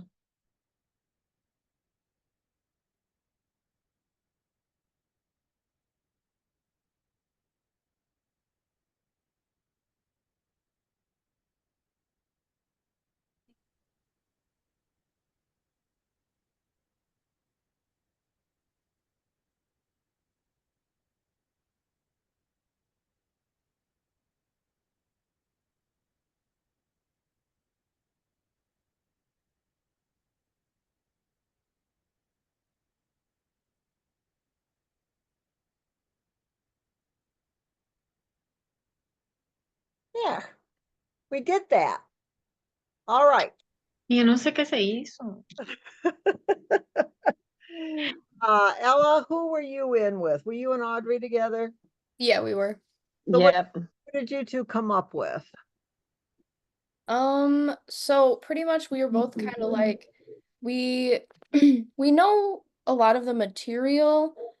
There are things we don't know, but overall it's kind of just like a review for both of us. But the thing we struggle on overall is just like actually studying and actually putting the time in because we just both know we're not doing our best as we could be. We're kind of just scooting by. We're doing fine, but we're just not doing our best. Well, Right. let's just hold that for right now. And Tanya and Sakura, what kind of came up with your discussion on this? I think Sakura, from what I got, seems to know pretty much. I think the record keeping and more of that end is what I picked up from her. Mhm. My end is I'm surprised at how much I had forgotten. Or not forgotten, but maybe it's just back in my brain somewhere and I have to find it. Um, so just a refresher of the terminology I'm pretty okay with, but mainly a refresher of what the different systems, everything that's involved in them below that first level. Yeah, and that's gonna come as we continue on with individual body systems and that sort of thing. Now Tanya has taken two types of courses that rely on medical terminology. One was certified nursing assistant, and the other was billing and coding. And I also have a degree in medical records. So it really is amazing how much is back there in the cobwebs Yeah. that I can't pick up. But I can't recall. Yeah. I can't recall. So, this little activity that I do kind of just is a little bit of a reality check, a reminder that it's really not brand new information. Um, and I understand, Ella and Audrey, what you put forth when you said, we're scooting by, we're doing this, we're doing the other thing. And I'm not advocating mediocre education. I am understanding life, right? And I know that I write those books. Luke and I write them. I know they're loaded, right? You're not going to get it all on a first read. They're written so that you can go back and go back. Oh, I got to rescue my cat from the screen here. Just a second. Here, he got his claw cut in the screen. And I mentioned earlier today that this language is reinforced. As you go more and more through the program, you're going to hear the terms over and over. So at some level, you need to be diligent and focused. The other level, you have to be kind and understanding to yourself too. Right? Right. So we talked about entry level. And the biggest challenge that you have as far as going into entry level practice is accumulating appropriate knowledge so that you are successful in passing that MBLEX exam. And it may take multiple tries, and that's okay. There's nothing wrong with having, other than the fact that it costs money, right? But it's okay to have to do it multiple times. I think I had one student, took her a year, and she had to take it 4 times, but she didn't give up either. So, keep that in mind. The process I mentioned before, the process of listening to the videos that I post, doing the test questions, hearing the language in class, all of that is that repetition. Not all of it is going to get in, but you'll be surprised. You will be surprised as we get more towards graduation, how much you actually have absorbed. So don't be too hard on yourselves. Be hard enough. You need to be committed to trying to, setting time aside and all that kind of stuff. But also don't be too hard on yourself, because then you get discouraged. And I don't want anybody discouraged. And I expect a lot out of you. I do. It's, I expect self-study. I do. I expect that. And, so it is hard to be disciplined. It absolutely is. But self-discipline and budgeting time and all that kind of stuff, whether you learn those lessons the easy way or the hard way, or you have to review a new way to do it, is also part of the learning that isn't necessarily on the syllabus. Because when it's all said and done, you're going to end up needing to be your own best teacher. Every time you encounter something that is unique or different, or you can't remember or whatever, you're going to have to go find the information and process it.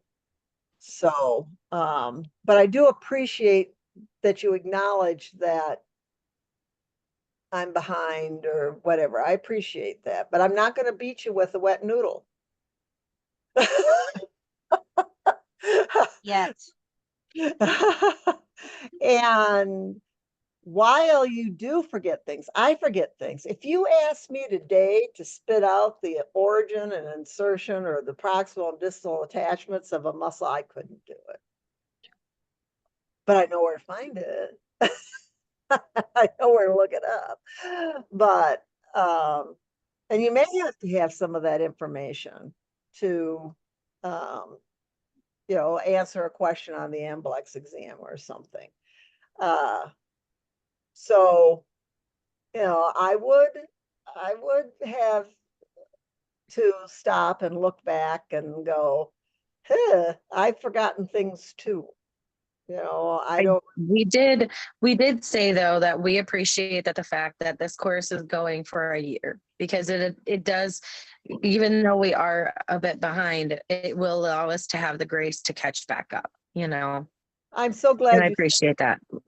I am so glad you said that, Audrey, because I tried to shorten it up at one time and it doesn't work. People just, working adults, people that have, are not able to focus on school full time, you just need that year. And most everybody does get caught up. Well, and the amount of knowledge that you give us, you definitely need the year to go ahead and soak it all in and grasp it all. Yep. Yeah, I agree. And I don't think that most people can pull it off when they have class every single day either.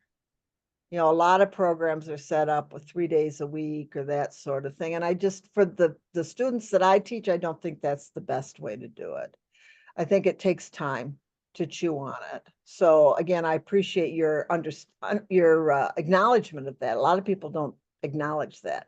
Well, how come it takes so long? Well, it probably really takes 2 years. I'm expecting you to do it in 1 with a grace period at the end if you absolutely need it. So I can definitely see this course being a 2-year course. You could definitely lay it out in a 2-year thing. So I can see it. There's just so much information, so much knowledge, so many things, so many things that you don't realize to think about when it comes to massage that you give us. And it's an amazing tool. What you do for us students is remarkable compared to other schools that I've been to. So I at least appreciate what you do for us.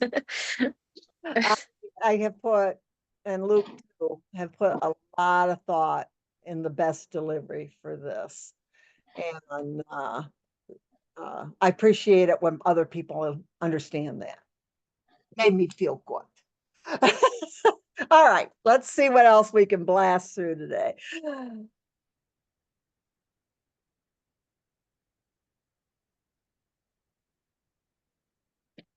Sacrolumbar, Uh, SNI, all right, recording the information, documentación, critical thinking. Ay, yes. pensando. Clinical reasoning. Very good, Sakura. Pretty close. Ah, mi parlante. I don't know. Could you listen me? Recording the information, documentation, critical thinking, and clinical reasoning. Very good. I reading more Yes. Oh, wow. Where did you find that? That's yeah. a good book. Liking me reflexology. I think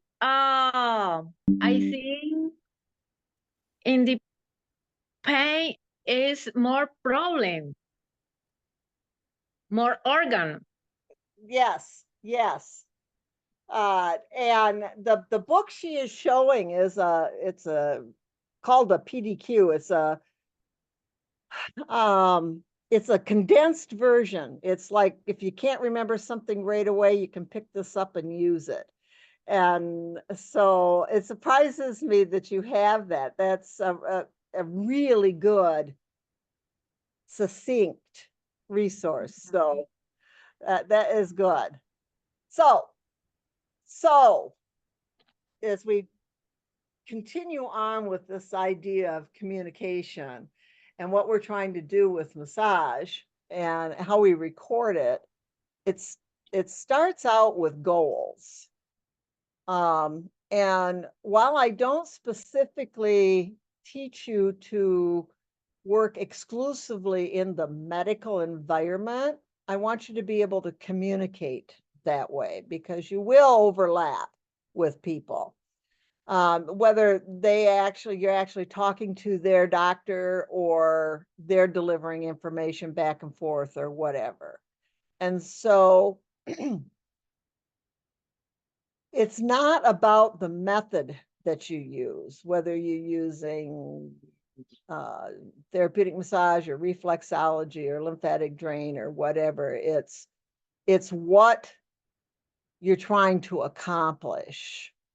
And are those goals realistic? Which means either they have some research, scientific research that backs them up, or it's biologically plausible. There really isn't sufficient research to have a confidence level, but it makes sense.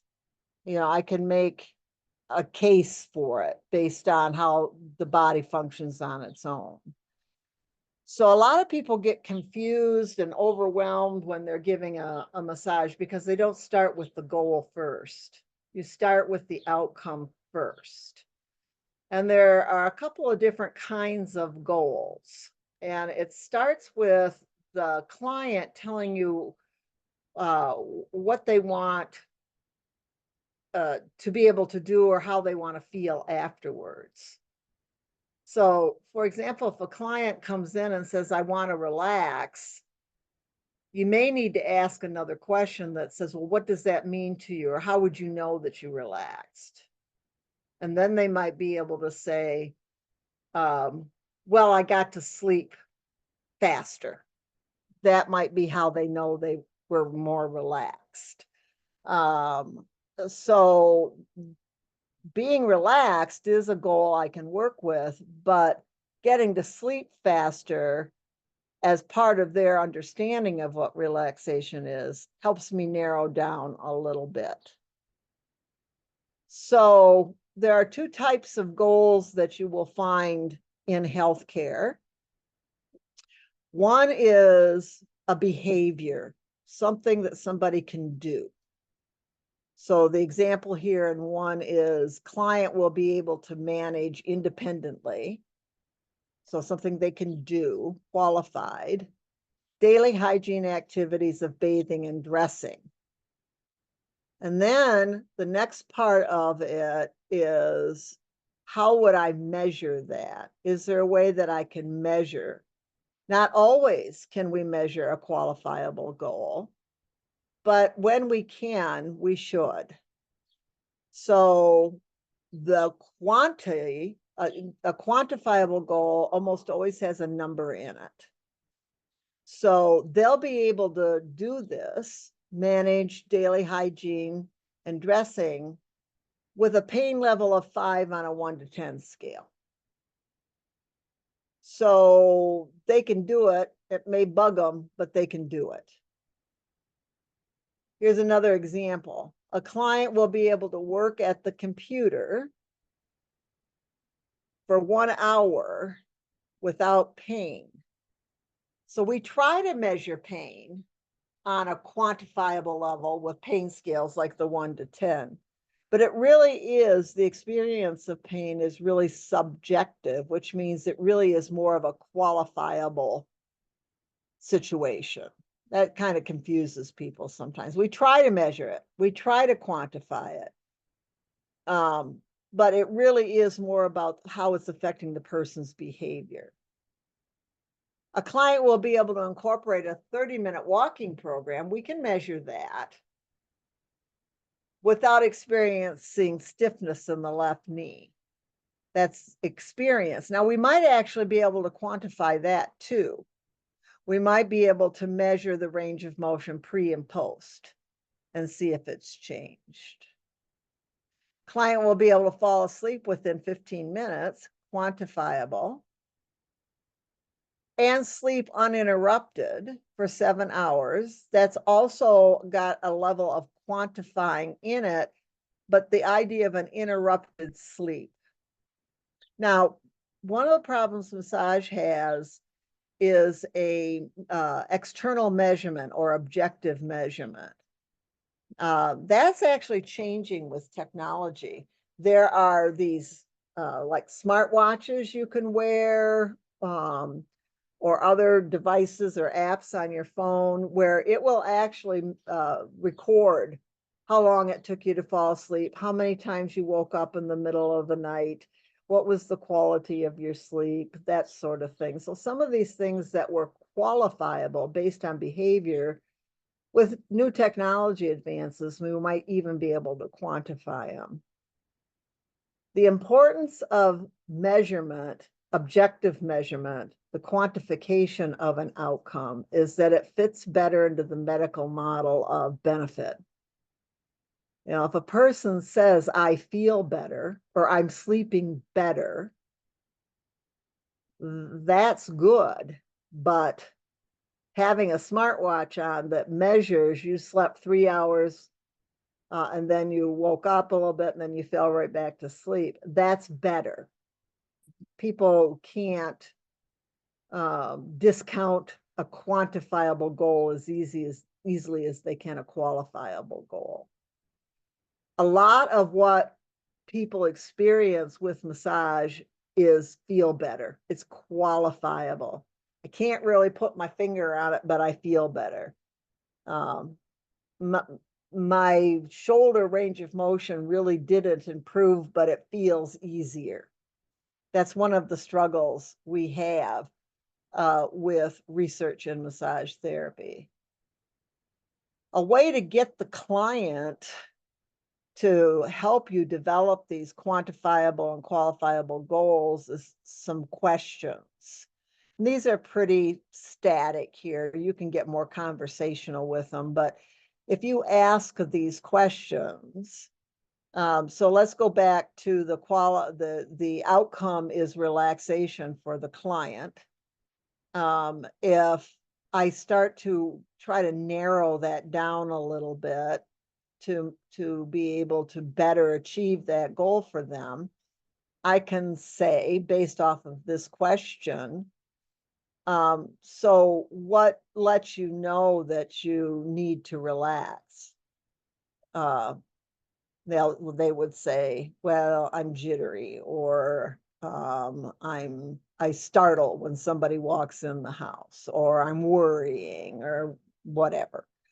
And then I can use this another question to say, well, how's that make you feel? Or, how's that impacting what's going on in your world right now? How would relaxation maybe help you do, have a better quality of life? What this next question is, what has been the result of the situation in terms of limitations or changes in activity?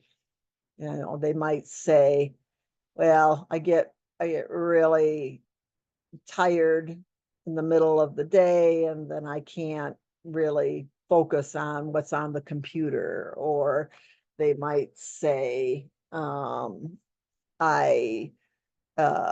get a headache at the end of the day. Or they might say, I get irritable, when somebody interrupts me. That's how it's affected them. And then this last question really becomes your goal. How would you like this to be different? And they might say, well, I would like to be less irritable.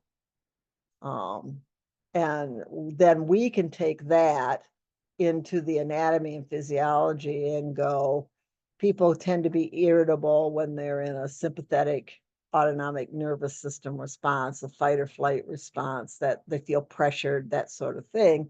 Yeah, relaxation with the outcome of bringing down that fight or flight response and bringing up the rest and relaxation will help them breathe a little better, and they probably will be less irritable. So that's kind of where all of this comes in. This is where the critical thinking starts to come in.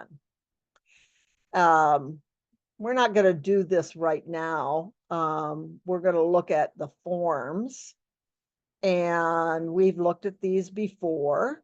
These are the forms that are in your textbook. This is how you gather data. There are tons of different kinds of forms out there to do that. And electronic platforms, computer-based platforms, the software is making this, is making a change on how we document and collect information.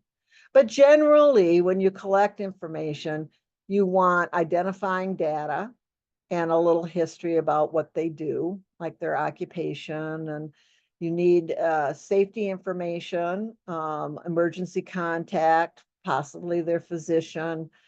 And the state of Michigan requires that we have identifying information on every client. So that would be name, address, contact information, date of birth. Maybe not occupation, employer, referred by physician. Maybe not this, but this is the type of information that helps us get to know that person better. And then we have had to use emergency contact information. So it's important that you have a place to go. If you don't have an emergency contact, Possibly you're going to have to call 911 or something if somebody finds themselves in an emergency situation. But it simply could be that they've locked themselves in their car or something, and you need to call somebody to be able to get them out of your parking lot. So, collecting this data is important. In our issue with people confusing therapeutic massage and illicit sexual businesses, they usually will not want to fill this information out. So if they will not complete your forms, my strong suggestion is that you don't see them. And you also need to be sure that they're giving you accurate information. So if you suspect that they're not giving you the correct phone number or something, it's okay for you to say, okay, have you got your phone with you? Excellent. I'm going to call this number just to make sure that it rings in. That's okay to do stuff like that. And if they buck at it, then they're not there for quality therapeutic massage. So, okay. This part of it, we are collecting information so that we can develop adaptations. So if somebody has sinus problems, for example, they're probably not going to want to lay on their stomach very long with their face in the face cradle, because they'll stuff up. The adaptation would be maybe more side lying or when they're on their back or seated. A person that wears hearing aids or has a hearing issue. One of the few clients I still see is deaf in one ear. I saw him yesterday and I was asking him a question and he couldn't hear me. Finally, he said, "Are you talking to me?" And I had to step back and repeat what I was saying because I didn't pay attention to that. I had forgotten it. Is there an acute injury, like a sprain or a strain? I might need to avoid that area. And this doesn't encompass everything either, but it can start the conversation when you're collecting data on this and you have them explain it. And then if they are taking any medications or herbs, supplements, that sort of thing, and your go-to website to learn more about any of these things is Medline Plus. You can look up any of these conditions. You can look up any of the medications that you don't know. And it is absolutely okay to do that with the client. In fact, it becomes an educational process with them. Or you can tell them, I'm not sure how to manage this situation. I'm going to learn more about it by the time you get here for your next appointment. But for today, I'm going to be more cautious about what I'm going to do. This is more of this is what the client tells you. So it falls into the idea of subjective information. This is more what you can see. These postural assessment forms and range of motion forms are more about collecting data and not having to remember it. So, these checklists here, or where you fill in a little bit, help you record. Okay, their shoulders high, it's internally rotated, all that kind of stuff. And the other thing you can use them for is a pre and post. So they come in and they have a goal of pain management related to neck and shoulder stuff, and you work with them for 12 sessions, and then you do this assessment again. You can identify where there have been changes. So pre and post. If somebody is going to bill insurance at all, there has to be a medical necessity and there has to be a progress report with it. So that's when collecting this data and then coming back and redoing it at least yearly is important. From there, from that information, you try to develop a plan. This is where the critical thinking comes in. You will update it as well. That's what this reassessment is. So you've got short-term goals and long-term, measurement and experience, how we interpret that into a massage-related goal, and then how we're going to achieve that goal. How many times do we see them? How long do we see them? What are going to be our progress measurements? What are going to be the qualitative ones based on what they can do? What are going to be the quantitative ones based on what we can measure? When are we going to reassess this? What do we think we're going to do?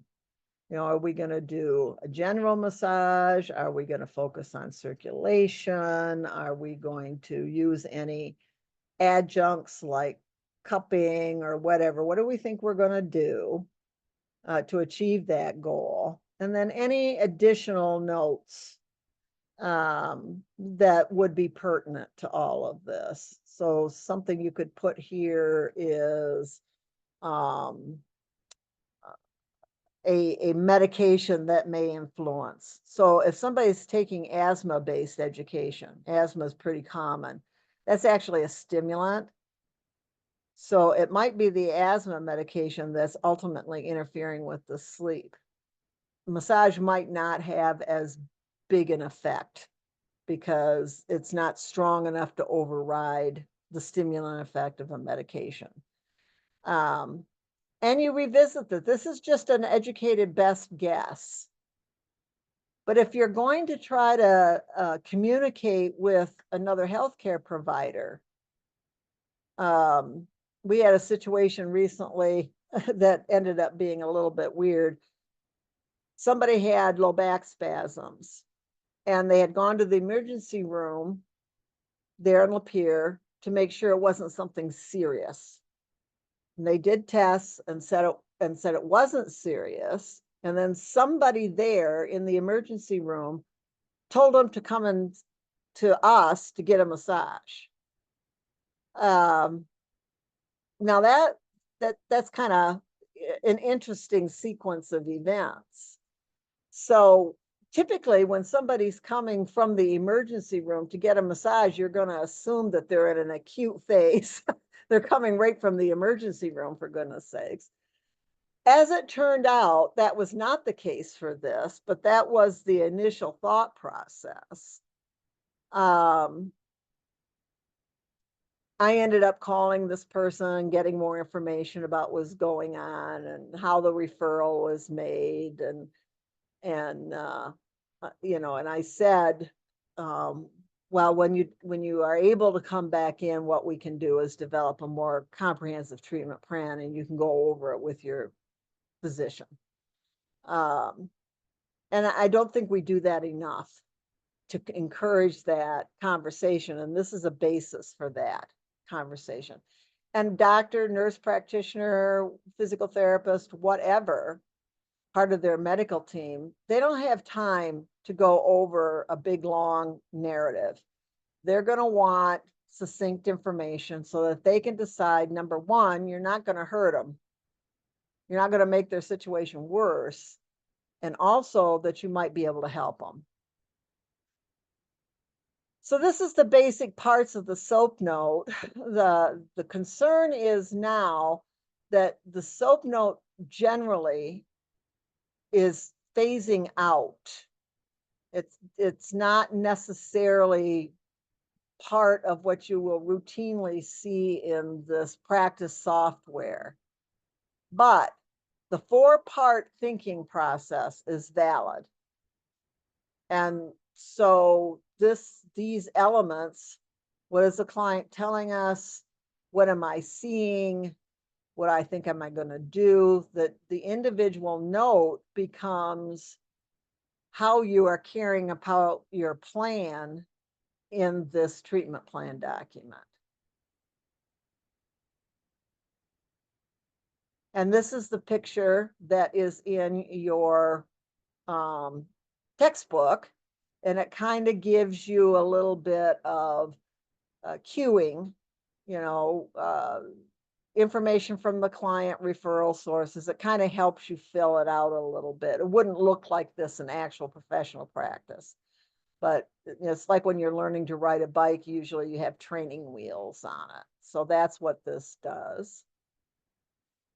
When you visit the student clinic, when you go over and get a massage, which you will next week, that group of students, and you will be tasked to fill out certain assessment information and notes. This becomes part of your learning. Now, they're not doing it perfectly, but you can start to become familiar with what's going on with the paperwork. And after lunch, we'll look at this more succinctly. Now, this will be like the second or third time that we have done that. And then also after lunch, we'll go through some of these actual rules that you might find. So where we're at right now is a lunch work. And we're going to look a little bit more into some of the essential science content where we're starting the nervous system. So there are a couple of videos here to watch, and there's a couple of research papers to look through. And you've got a little bit of an assignment. So look at them. These are up on your Evolve site, so you can go to the Evolve site and click on them. What I want you to do when you come back is I want you to, based on this, the idea of the nervous system overview, I want you to come up with some sort of funny drawing, a poem, a game, a song, a model, an analogy. Nerves are like worms as an example, to share with the class that can help remember the parts of the nervous system. And I always get a big kick out of how students do that. So if you're gonna find a YouTube, make sure that you've got the link. We can put it that you can put in the chat, and then we can look at it a little bit. Then these two papers are going to be part of another activity that we're going to look at. So kind of look at those and get an idea of what they're about. And then when you get back, we'll look at all the funnies, because you laugh. When you can laugh at something, you will remember it.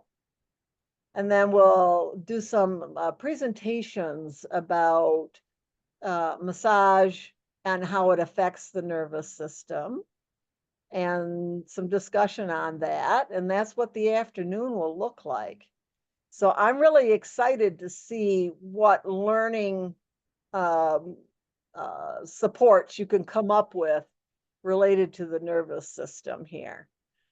So that's where we're at for the afternoon.